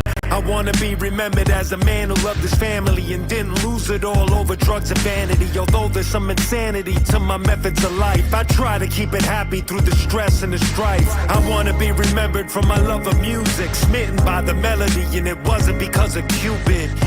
I wanna be remembered as a good guy. When I messed up, remember me for good lies. I wanna be remembered as a man who loved to laugh, for a good conversation, a man who loved to chat. Through all the stuff that was ever said of me, when it's said and done, I just hope y'all remember me. And in the end, this is how they remember me. Whether we was good friends or enemies, checking on my life and my legacy. And in the end, this is how they remember me. I hope you remember me when I'm gone.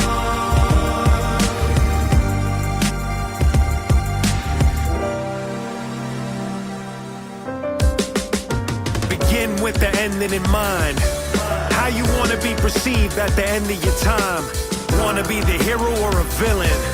Wanna be the main attraction or a villain? You decide. Do you wanna be remembered for complaining from the sideline, posting ignorant and hatefully on your timeline? How do you find time? Time wasted should be considered a crime. The sands of the hourglass waits for no woman or man. Coulda, woulda, shoulda, you will with a plan. How you wanna be remembered by your son or your daughter? A dignified walk or running in disorder? I wanna be cherished in their memories. I wanna be the model of exemplary. I wanna be everything that's heavenly. I wanna be the father of the century. They say that life's too short, we can't rewind the time. We gotta live for the day and keep the end in mind. Yesterday is done and tomorrow's not promised.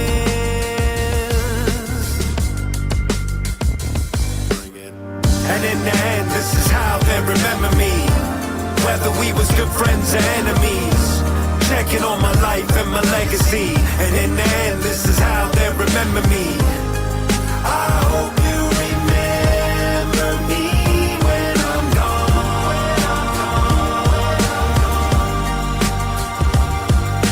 So how you wanna be remembered?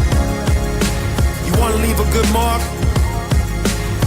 You wanna spread joy or misery? You wanna change millions of lives? Or you wanna go down as a spectator? What you trying to do? How you wanna be remembered?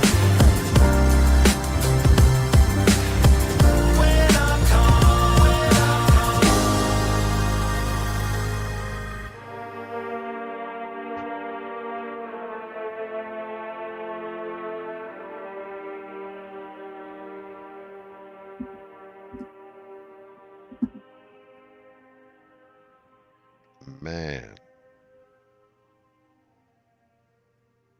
My son directed that video. man, mad respect to your son too. Thank you. Thank you. Man, y'all. Look, how you want to remember listen, man, that hits home because, I can just, I'll be vulnerable and share, over this health journey and stuff like that, you lose track of yourself sometimes, and sometimes you don't show up as the best person Yeah. um to the people that it matters most, right? So the thing that regardless of what you've done and what you're kicking yourself in the ass about, right? If these people are still around you and they still love you, one, you owe it to them because, they're there hanging in there with you Yes. and through thick and thin. But you Yes. owe it to yourself because, you are not you're not taking advantage of the blessing and the just the overall beautiful experience that you're missing out on. And Yes. and if you are out there and you need help, it's reach out to somebody, man. Yes, Because big time.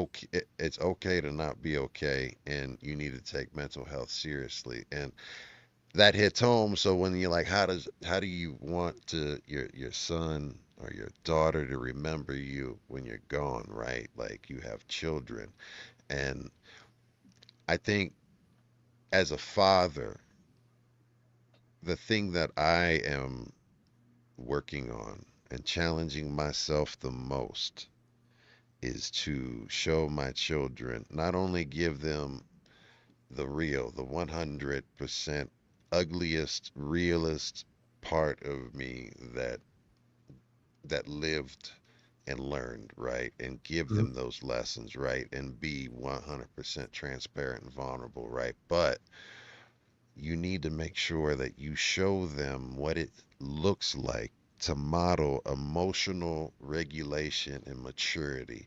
Yes, someone may be wilding out in a situation, but that does not necessarily mean that you have to wild out and meet their energy. So that just struck a whole lot of chord. And as I was preparing for this and hearing this and everything, I listened to this probably about 20, 30 times, and I was just like, it hit me. It hit me in the gut. I was just like, because it's something that I personally right now in my walk, right, is just I'm just trying to really focus on just being a better dad, being a better husband, Yes. and just better being a better human. And like you said, do your best because Yeah. we're gonna have our worst days, and you might not have had your worst day, but it's what you do when you pick yourself up Yes, and sir. dust yourself off and keep fighting, right? Yes, So sir. that's the reason why I wanted to play that when you had mentioned it, because I mean that was one that definitely people need to hear, and Thank I you. hope, and it looks like the chat definitely appreciated and vibed Thank you out to guys that in the one. chat for sure. I see, yeah, there's definitely people throwing up comments, and I Yeah, appreciate it. Thank you. yeah.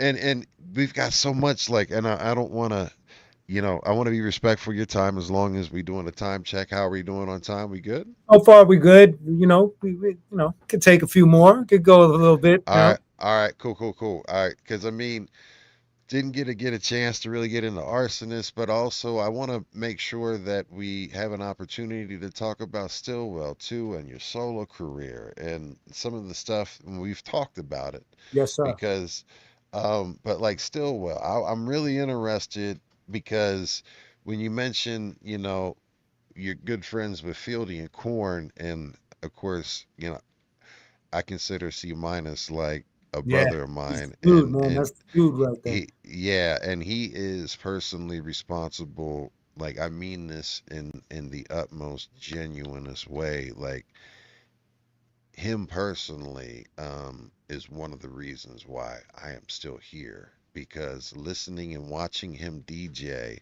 when I lost I had no feeling in my hands. I had lost all feeling and like all of that, and I had to learn how to DJ and blend and mix again and like use that without feeling. And I've had surgery and it's helped because I've had neck surgery and arm surgery. But that dude right there, I was like, I'm gonna go get my original 1200s. I'm gonna figure out.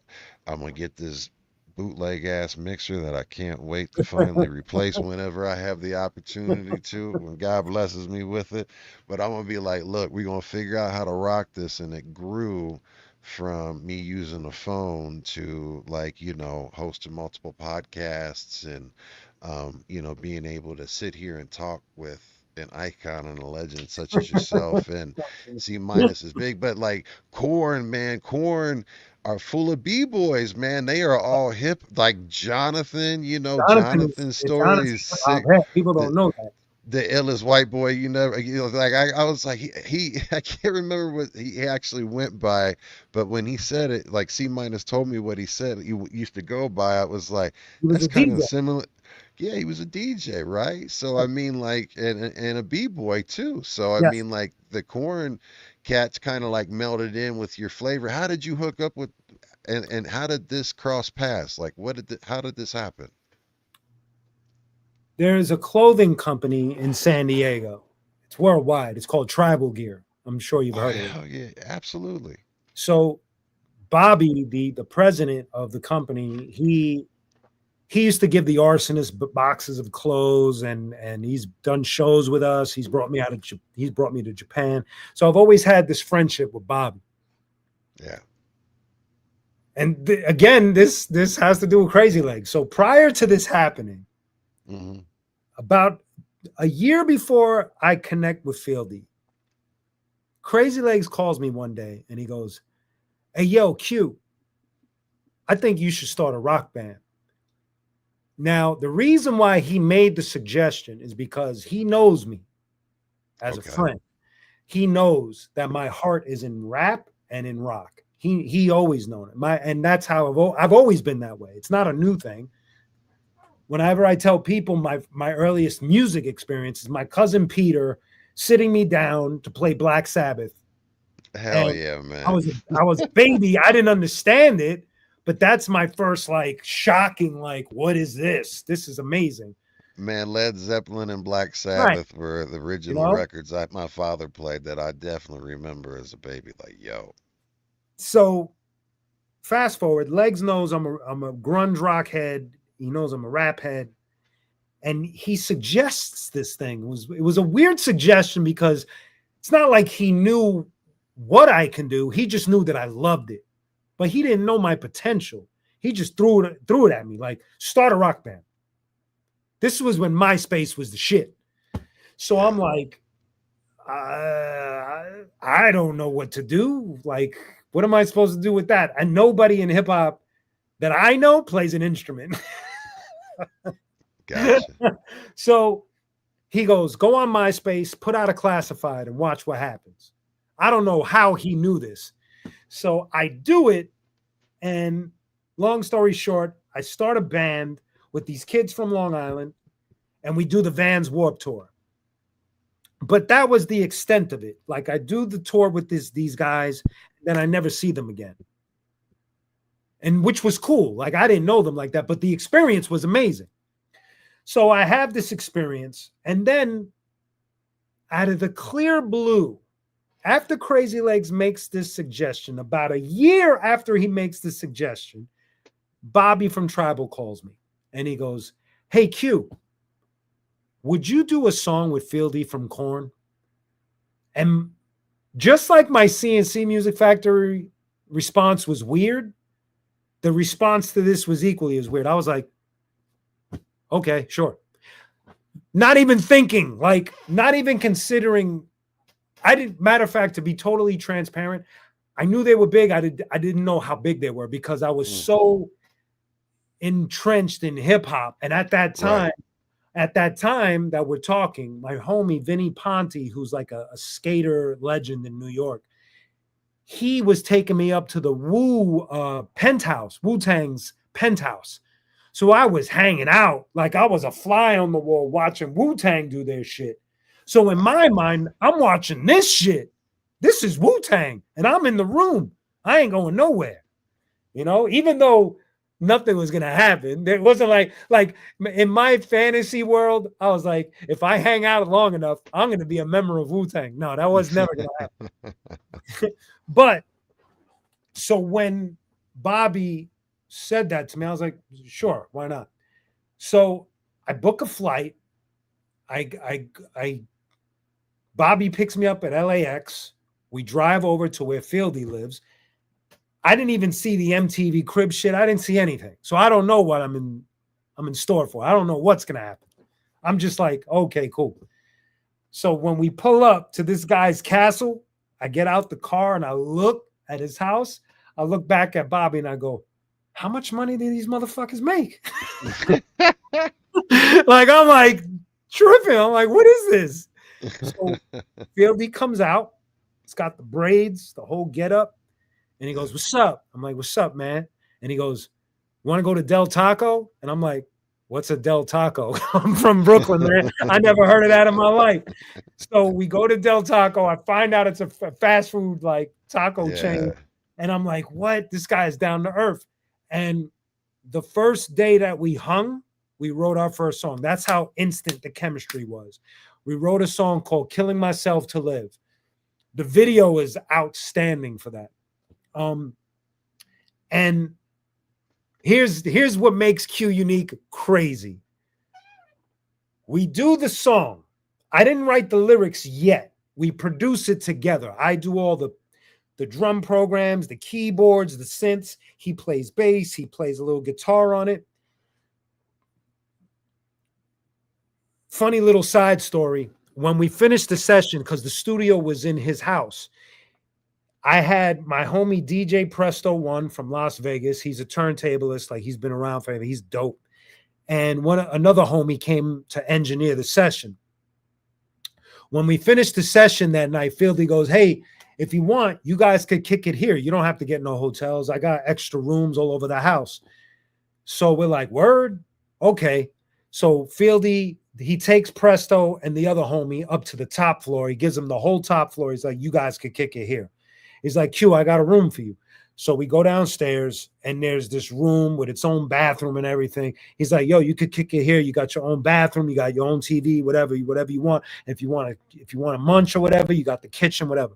So I'm like, word. Now, remember now, I love rock, but I have this stereotype about rockers in my thought. This is way before I'm hanging with Korn.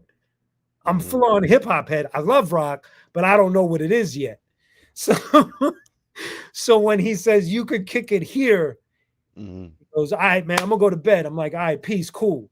He closes the door. I go grab a chair that's in the room and I prop it up against the doorknob because I'm thinking this motherfucker might be on some devil shit. I don't know. I don't know if he's gonna pop in my room, try to get some blood or something. So I'm locking the shit out of this door, man. I'm getting silverware. I got you know. So it turns out that he was at a turning point in his life. So he was really cool. And so the next day, when we were gonna wrap it up, he was like, yo, let me kick it with you for a second. So we go off on the side. He goes, yo, I gotta say that I think you're very talented. I heard your album, Vengeance is Mine. Vengeance is Mine had just dropped. And he's like, I like what you do, man, but could you do me a favor on our track? I'm like, yeah, whatever. What's the deal? He goes, don't curse. And I'm looking at him like, that's a weird request. Because I had listened to Korn's music. They curse on everything. But I'm just looking at him like, okay, no problem. But I took it as a challenge on some Rakim shit because everybody always knew Rakim never cursed on his shit. Right. So I was like, yeah, right. I could do that. So here's where it gets funny. Here's where the comedy, here's the other comedy thing. I take all the discs and everything of the session. I go home and I forget about it. I take it all, I put it in a box, and I put it in the back of my desk, and I don't even write to it. I forget. I go into Q Unique world. I totally forget that I do this whole song with Fieldy from Korn, and I just go right back to Q Unique's Planet. And to interrupt all of that, I get a call from Bobby again. And he's like, what's going on with that song? I'm like, oh shit. Word. I got to get back into that. He's like, yo, you didn't write it yet? I'm like, nah, but you know, I'll come up with something. And he goes, well, what happened during the session? Anything weird? And I'm like, you know what? Something weird did happen. In the middle of the session, Head called. He had just left Korn. He had just left. He had just quit.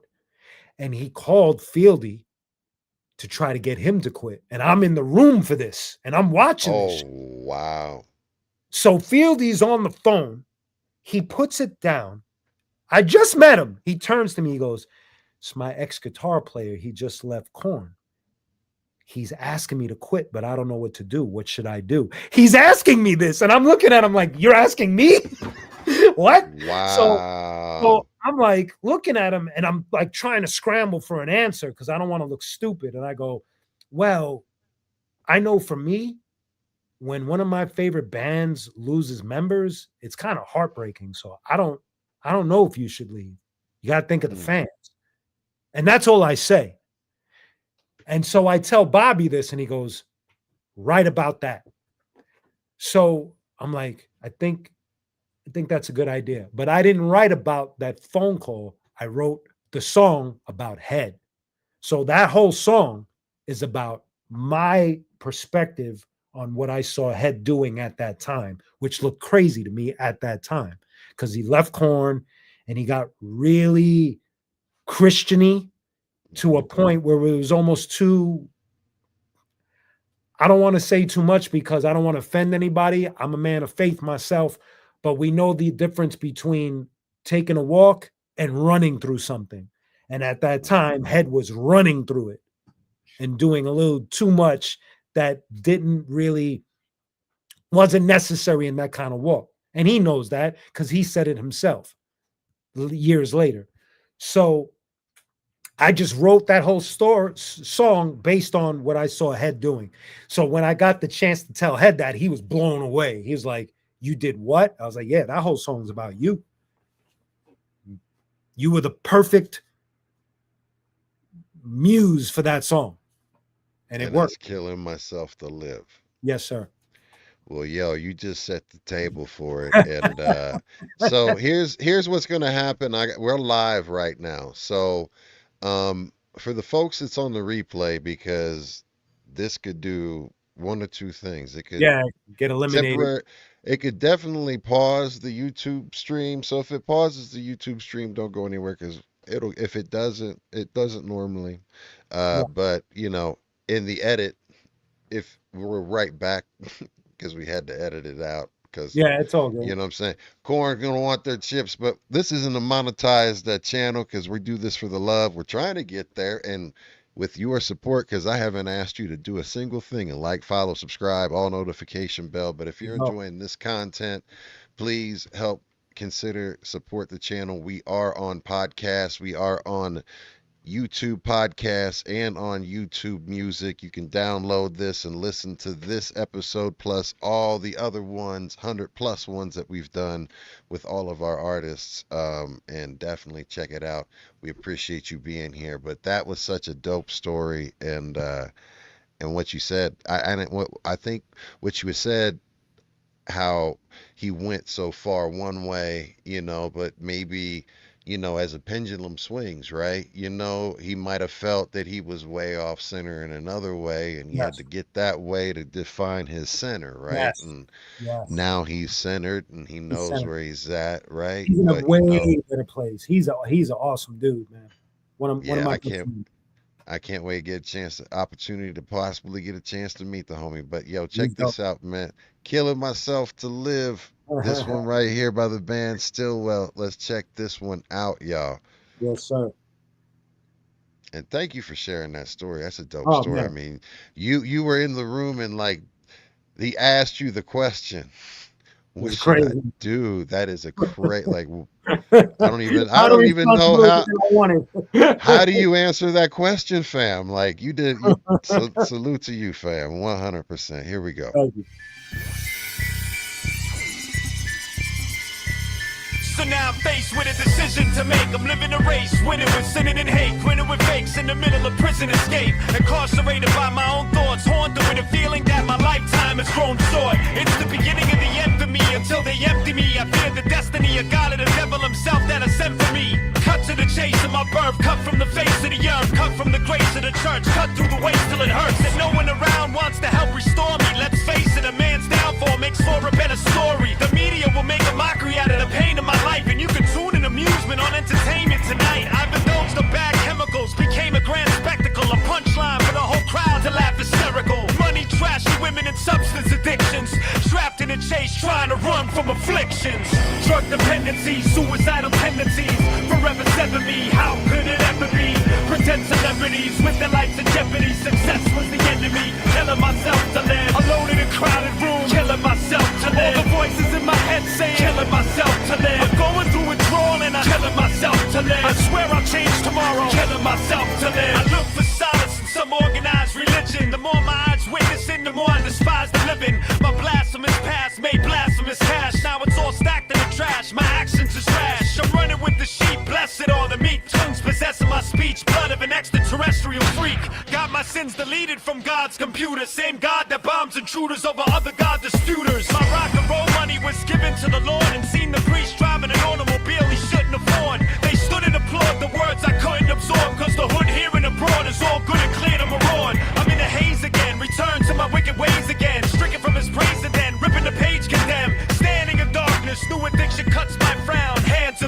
reverse, crucifixion upside down.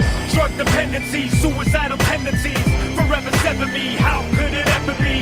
Pretend celebrities with their lives in jeopardy. Success was the enemy, killing myself to live. Alone in a crowded room, killing myself to live. All the voices in my head saying, killing myself to live. I'm going through withdrawal and I'm killing myself to live. I swear I'll change tomorrow, killing myself to live. Rebound of obsession, sleeping deep down in regression. Found perfection in a heat bound of dissension. You can't beat it, join it, smoke it, drink it, fly off the injection. The lie lost in depression. Man with a rush, life's plans in the flush. The grandness of the rush, stranded, I'm standing on the cusp. It's so easy to do wrong, so easy to spew hate. I can't leave it and move on, believe me, it's too late. That's when I'm approached by the man from the network. Said if I can maintain the madness, the man I could get work. They're gonna cut me a big check to invade my privacy. Put me on the TV, displaying demons inside of me. Being myself is a surreal life, feels like my shield's died. Nowhere to kneel and hide, empty's how I feel inside. All of the prayers crying, I needed this. Ended a reality TV celebrity and died meaningless. Drug dependencies, suicidal tendencies, forever sever me. How could it ever be?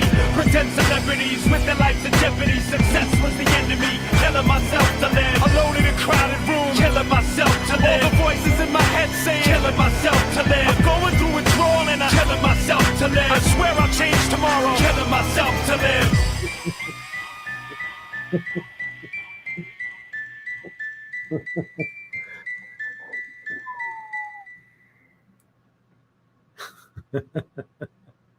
Man. And StillWell evolved into something totally different.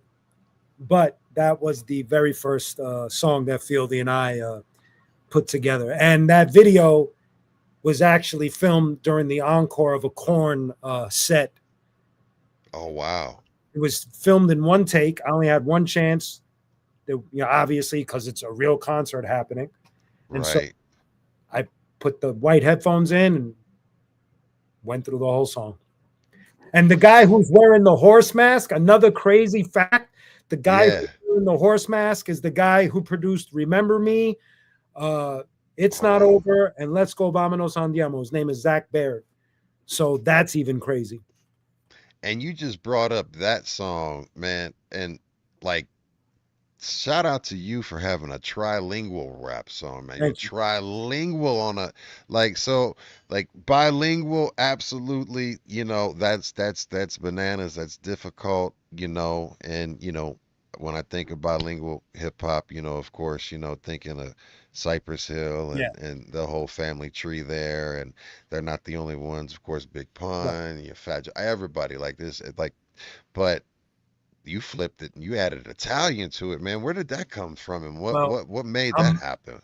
I'm biracial. I'm Italian and Puerto Rican. My mother's Italian. My father's Puerto Rican. So, like I said, after the crossroad and coming to peace with my dad, when I did that song, I wanted to do something that would just kind of like show them love, but not having to talk about them, because I've already talked about them so much that I just felt like I wanted to do something based on their ethnic backgrounds, which is who I am. I'm two fractions coming together to make this person. And so the only challenge making that song was that what people don't get is like, I always get people asking me, could you do more of that? And it's like, I could, but the authenticity of it would start to fade, because the truth is, when you rap, what people forget is that when you rap in English, you're using slang. I'm not speaking perfect English, and it's never the case. So it's the same thing. When you go into different languages, they're not, when I listen to a German rapper or a French rapper, they're speaking slang, man. They're not speaking perfect French or German or, whatever.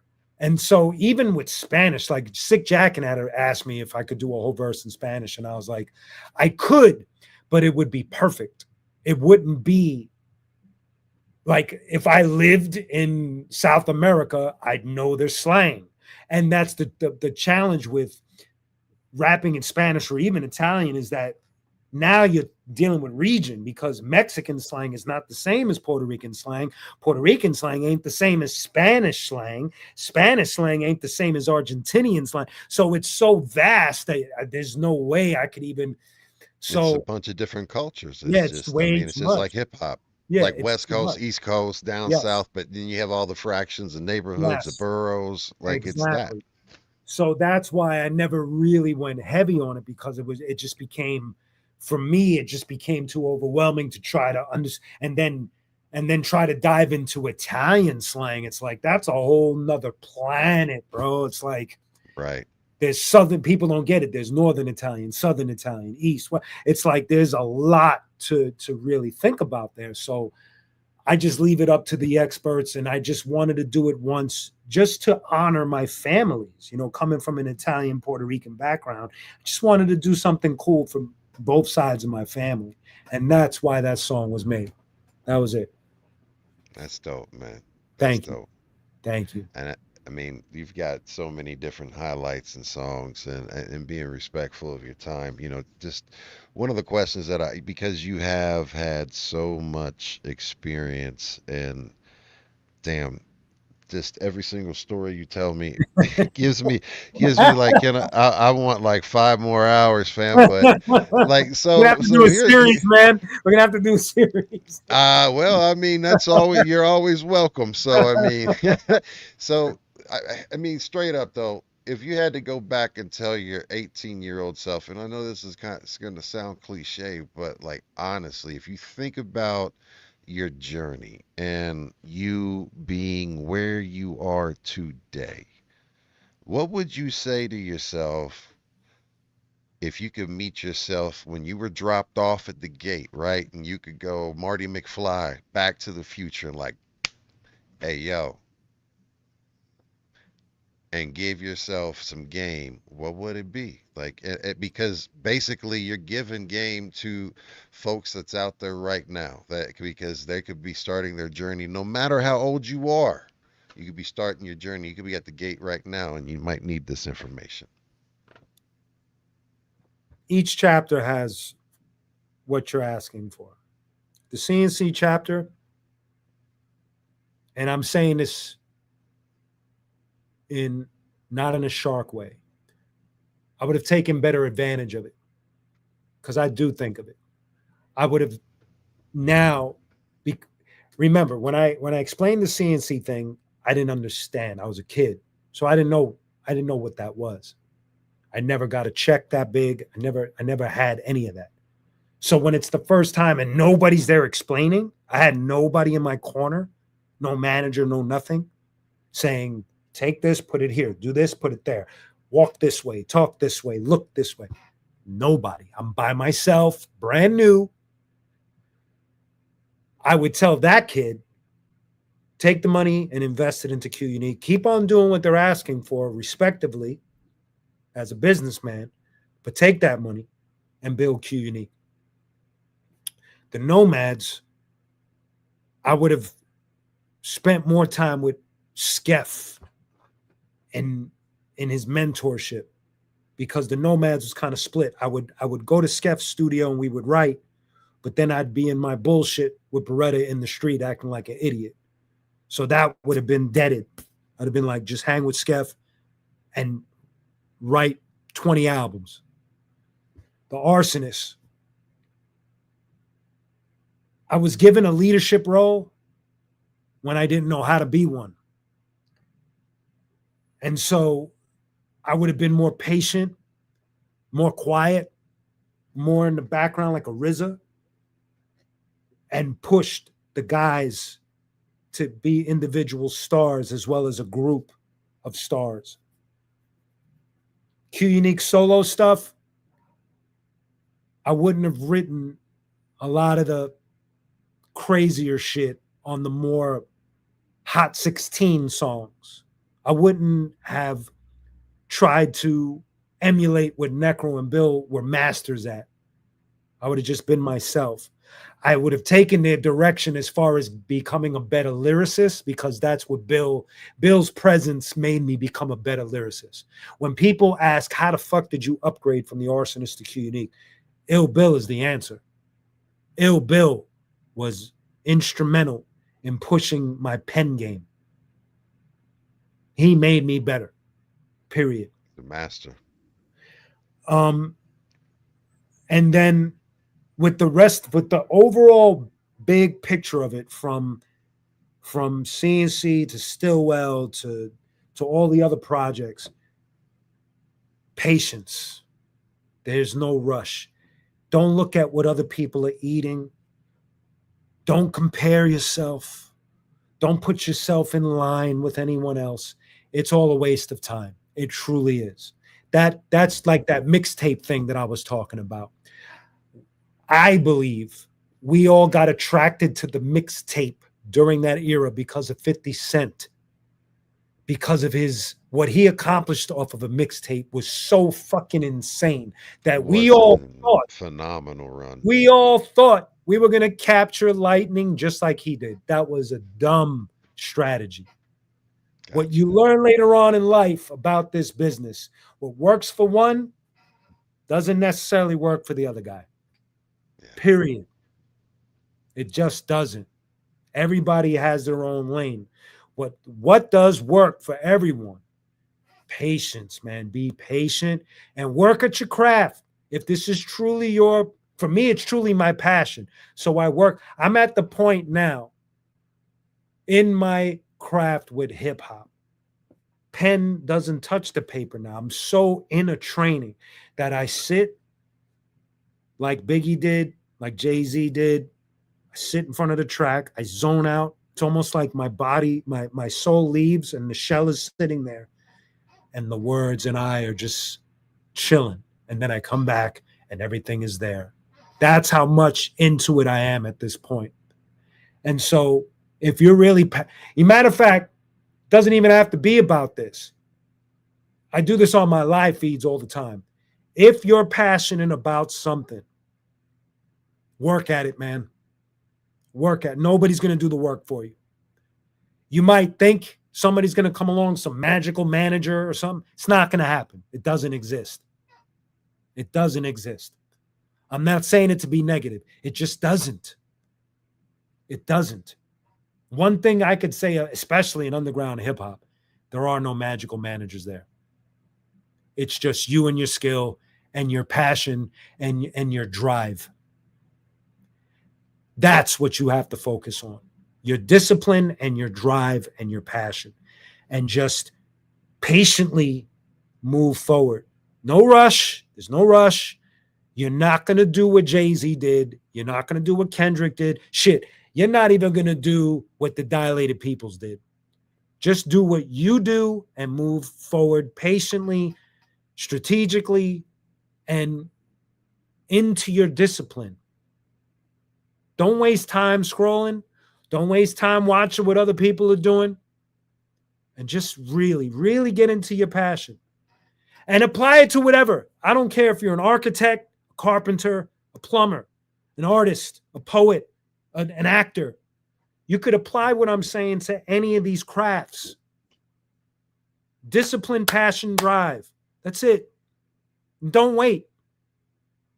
Don't wait for the magic person to come knocking. It's not going to happen.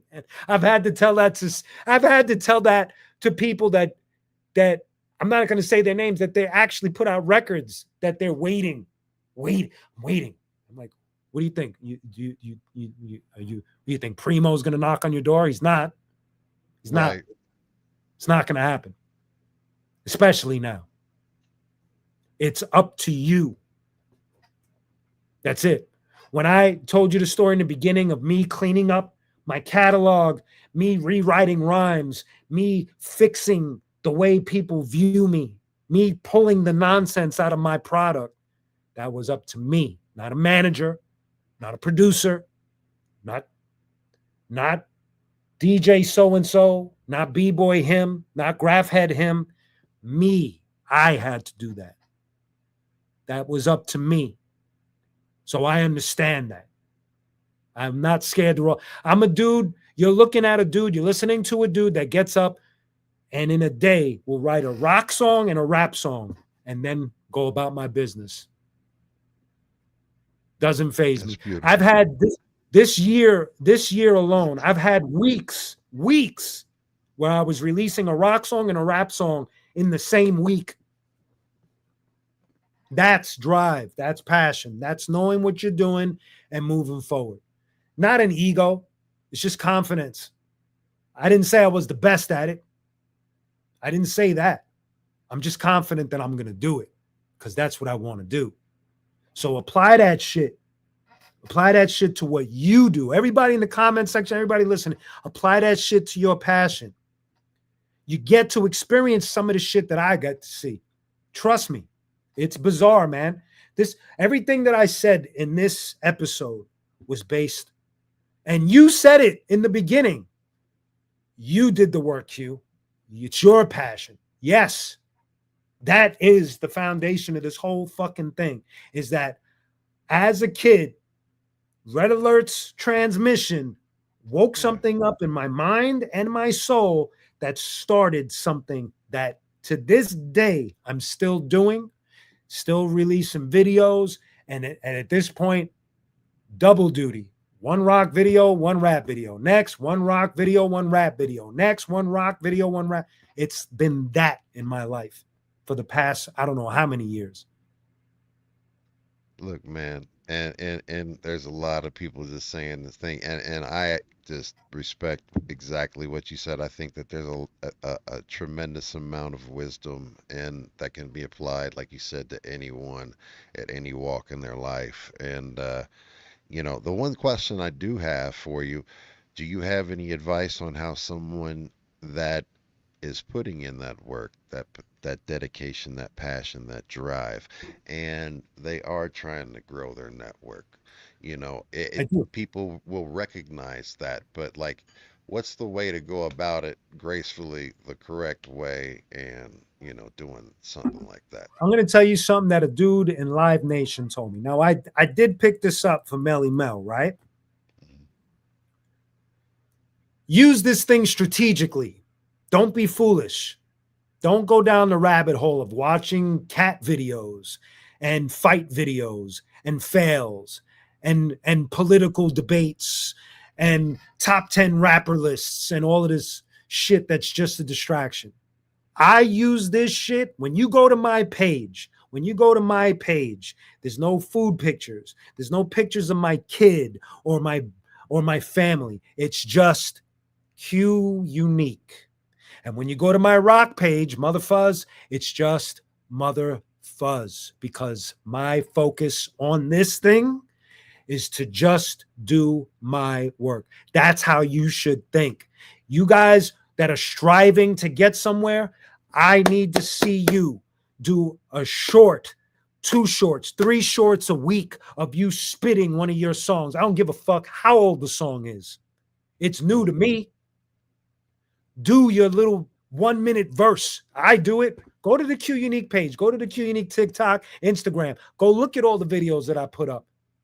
I'm doing Vengeance is Mine songs, Arsonist songs, Between Heaven and Hell songs, Black Coffee songs.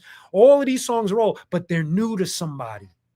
They're new to somebody. I have people discovering me now and saying, I never heard of you, man. Your shit is dope. Dope, man. Thank you. Salute. Salute. Thank you. Yeah. That's how you got to think. Put your shorts out, do your videos, talk about your shit, but keep plugging your shit on all of these. That's the beauty of these social apps, is that for us creatives, or for anyone that's passionate. There's a kid, I don't know his name.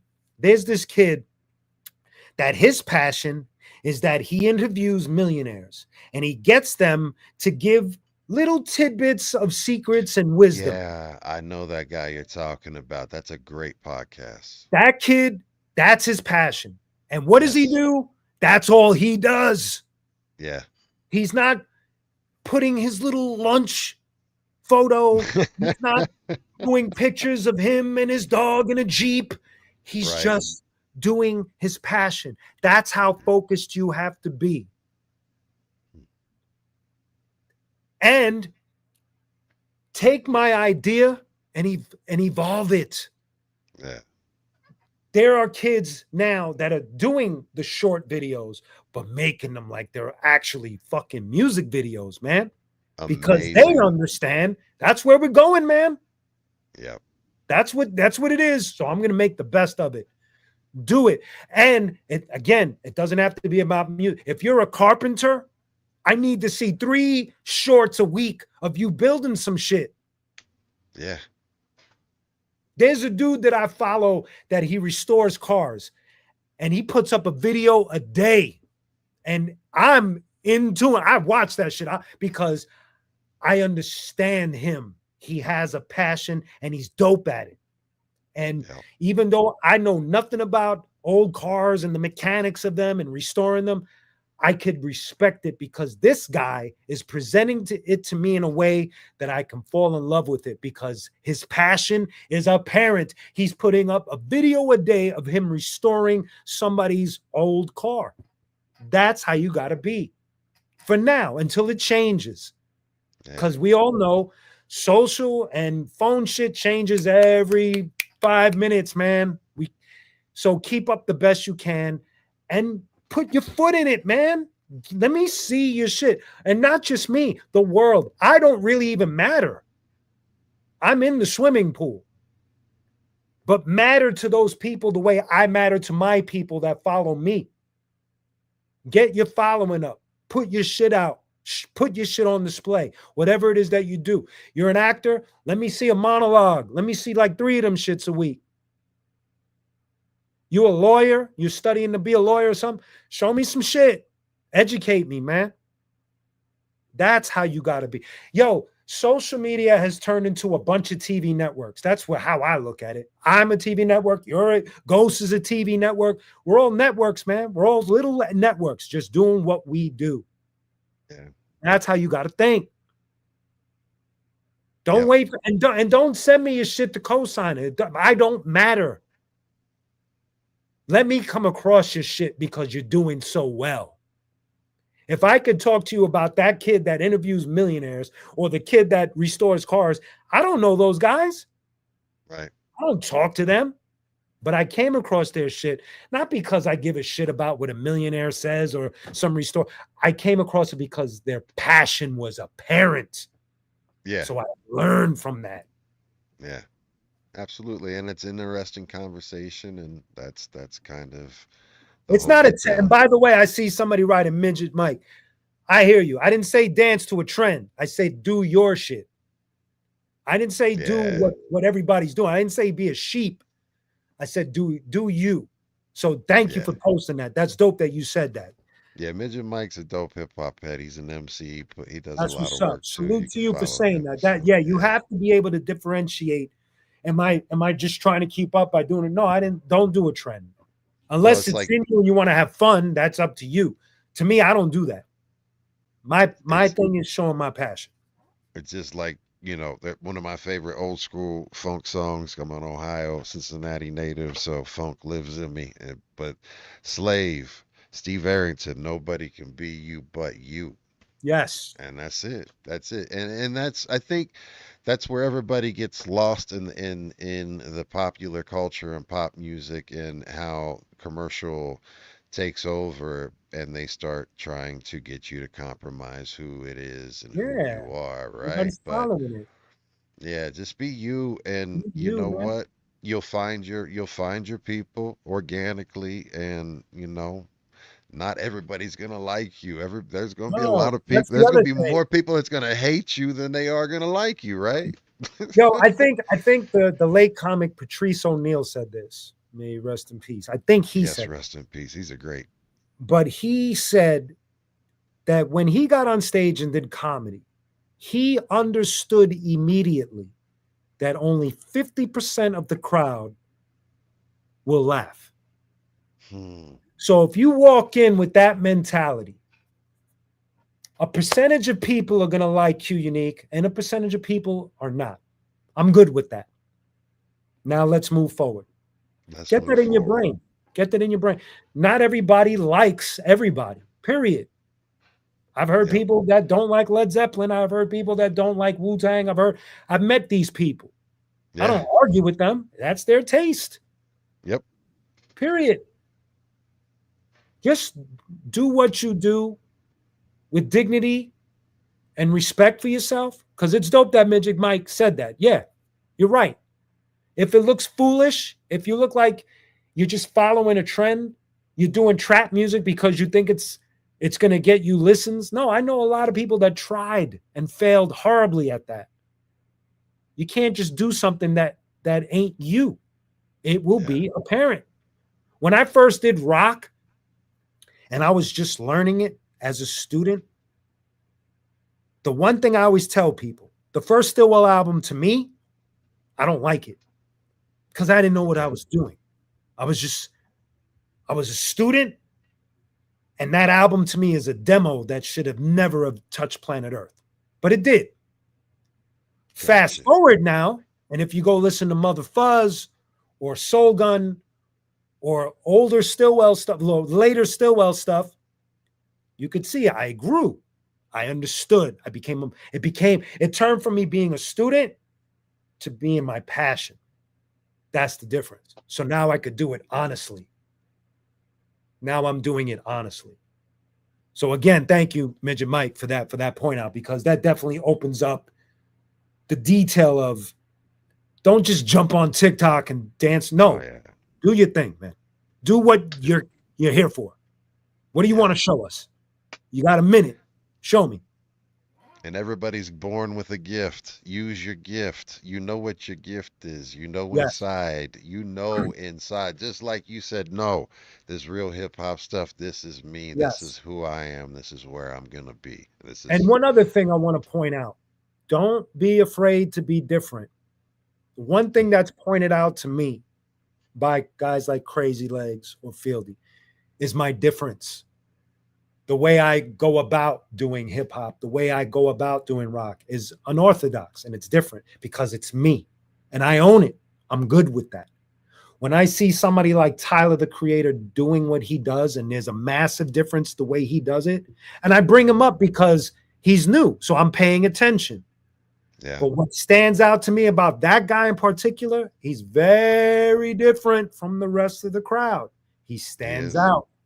Don't be afraid to be, just like Coast Contra stands out, just like Griselda stands out. In a world full of trap, those crews stand out, and they're not afraid to stand out, figure out what it is, and be comfortable with your difference. Be comfortable with it. Even though you might lose somebody, I might not even like it, but be comfortable with it. Yo, a lot of the trap that is successful, it's not on my radar. I don't play it, but it works for somebody. Be comfortable.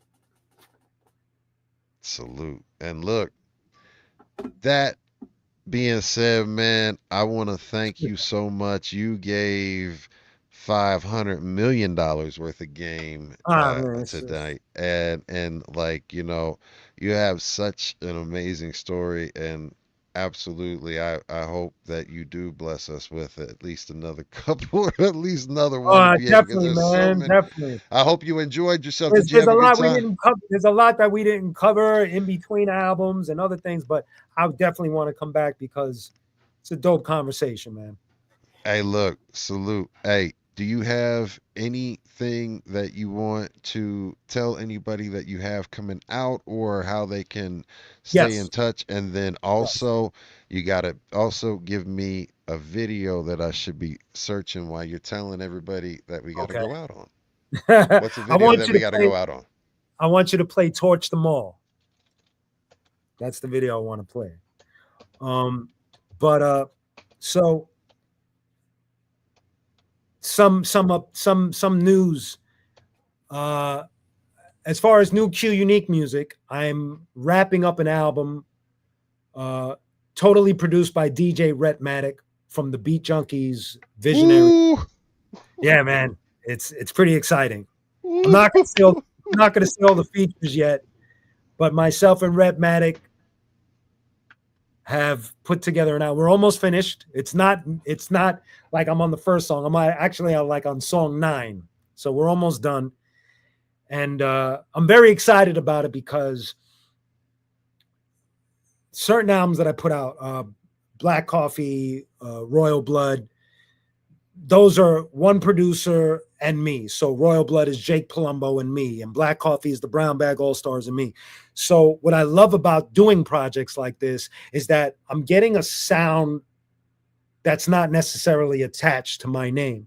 So working with Rhett Matic and his style of production was such a breath of fresh air that I'm excited for people to hear this. He's got a very, very fascinating style, and all the songs, I'm just very happy with it, man. Very happy. Very happy. Man, well, here we go. We're gonna play Torture Mall, and then we're gonna give a shout out. And check this one out, Torture Mall. Yes, sir.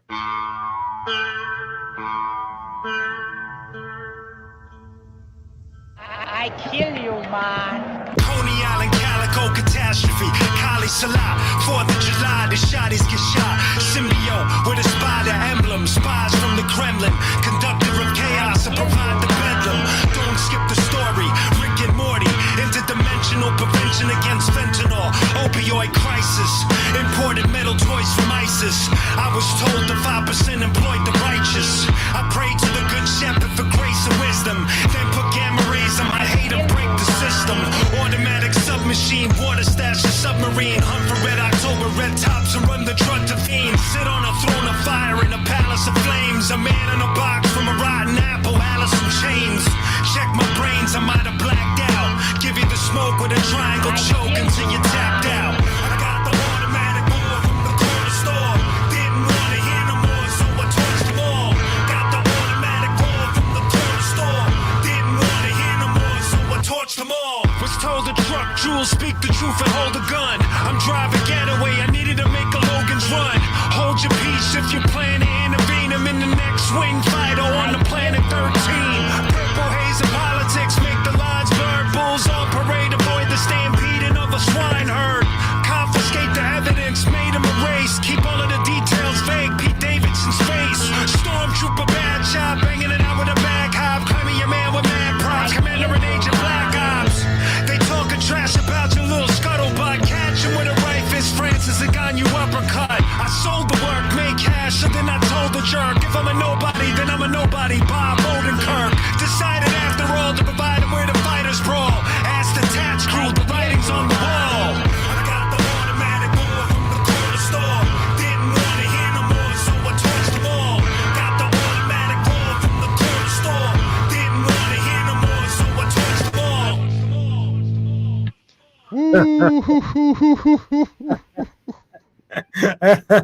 And yo, watch this. You ready? So I produced that track. I produced that track, and Fieldy from Korn is playing bass on that track. Man, because I was gonna say that like everything's nasty, but that beat, my God, Thank too, is like Thank woo, Thank you torched them all on that one, Thank man. Thank you. Man, mad respect to you, fam. What is that you want to promote? Let everybody know anything. The music is there. If people want to check what I'm doing from the music to the live feeds, just hit up q-unique.com. I sent you some links or whatever, but And those those are the are links. built. Those are all built into the YouTube description, and I will be Yeah, putting those in the chat as the well link, right now. the link tree that I sent you, plus the website, Mhm. everything is like they're my traffic cops. They get people to where they got to go whenever they want to see what it is that I'm doing. So everything is there, and thank you for joining along. If you haven't seen what I've been doing for the past whatever time you haven't seen, welcome back. And if I'm new to you, hopefully you join along on this journey. We're having fun over here, man. So those are the numbers to come and join along and be a part of this. And thank y'all. Man, so look, I'm putting the links in the chat. All of his links are right there on all of the Thank you. chats. I hope you all make sure you follow all of those and stay up to date, because yes, it's on all streaming platforms. And you said that you also let them know you have a show When can they Yes. check you out live? So I have a show called Live from the Lab. I do a YouTube live feed every Wednesday, 6 p.m. on the West Coast, 9 p.m. on the East. So whatever slot you're in between, you got to figure out the math on that. And what I do on that show is I just kind of like, um, I go into detail of a lot of the stories we were talking about. I go into like a super detail on the story. So I have one about CNC, one about the Nomads, one about my first experiences with KRS-One, going on the road with Public Enemy, so on and so forth. And so each week it's just I grab an old story and I just expand on it and really talk about the details of that particular story. There it is, y'all. Listen, I'll be watching that for sure, man. So again, I want to say thank you. I want to say thank you to everybody that's tuned in live and also watching this on Yes. the replay. B Boys Underground is every Tuesday, every Wednesday. We do at least one episode a week. It's either Tuesday, Wednesday, Thursday, Friday, Monday, whenever the guests are able to do it. Sometimes we hit you with 2, 3 episodes. We're trying to bring you more and more content. Thank you, Gorilla Strong, for this link Salute up. the Gorilla Strong for reals. Yes, much love. And look, keep it positive, keep it pushing, keep persevering, stay in the present. All you can do in the past is learn from it, right? And don't trip on the future because guess what? If you knew the future, you could predict the future. Look, I got 6 figures in medical bills and I got a whole lot of stuff I need. So, you know what I mean? Go ahead and hit me with some of those winning lottery numbers. God bless you. But if Yes. you don't, then don't trip on it because guess what? You might not be there tomorrow. So Yes, stay in sir. the present because it is called the present for a reason. Everything that you ever need, ever want, will be able to be and you can attain it in the present right now to feed your soul. I hope that you had your soul fed tonight because Q Unique most definitely fed my soul with some soul That's food. what's up, This man. is Thank real you. hip hop conversation. Much love with B Boys Underground, and we're out. Rallo.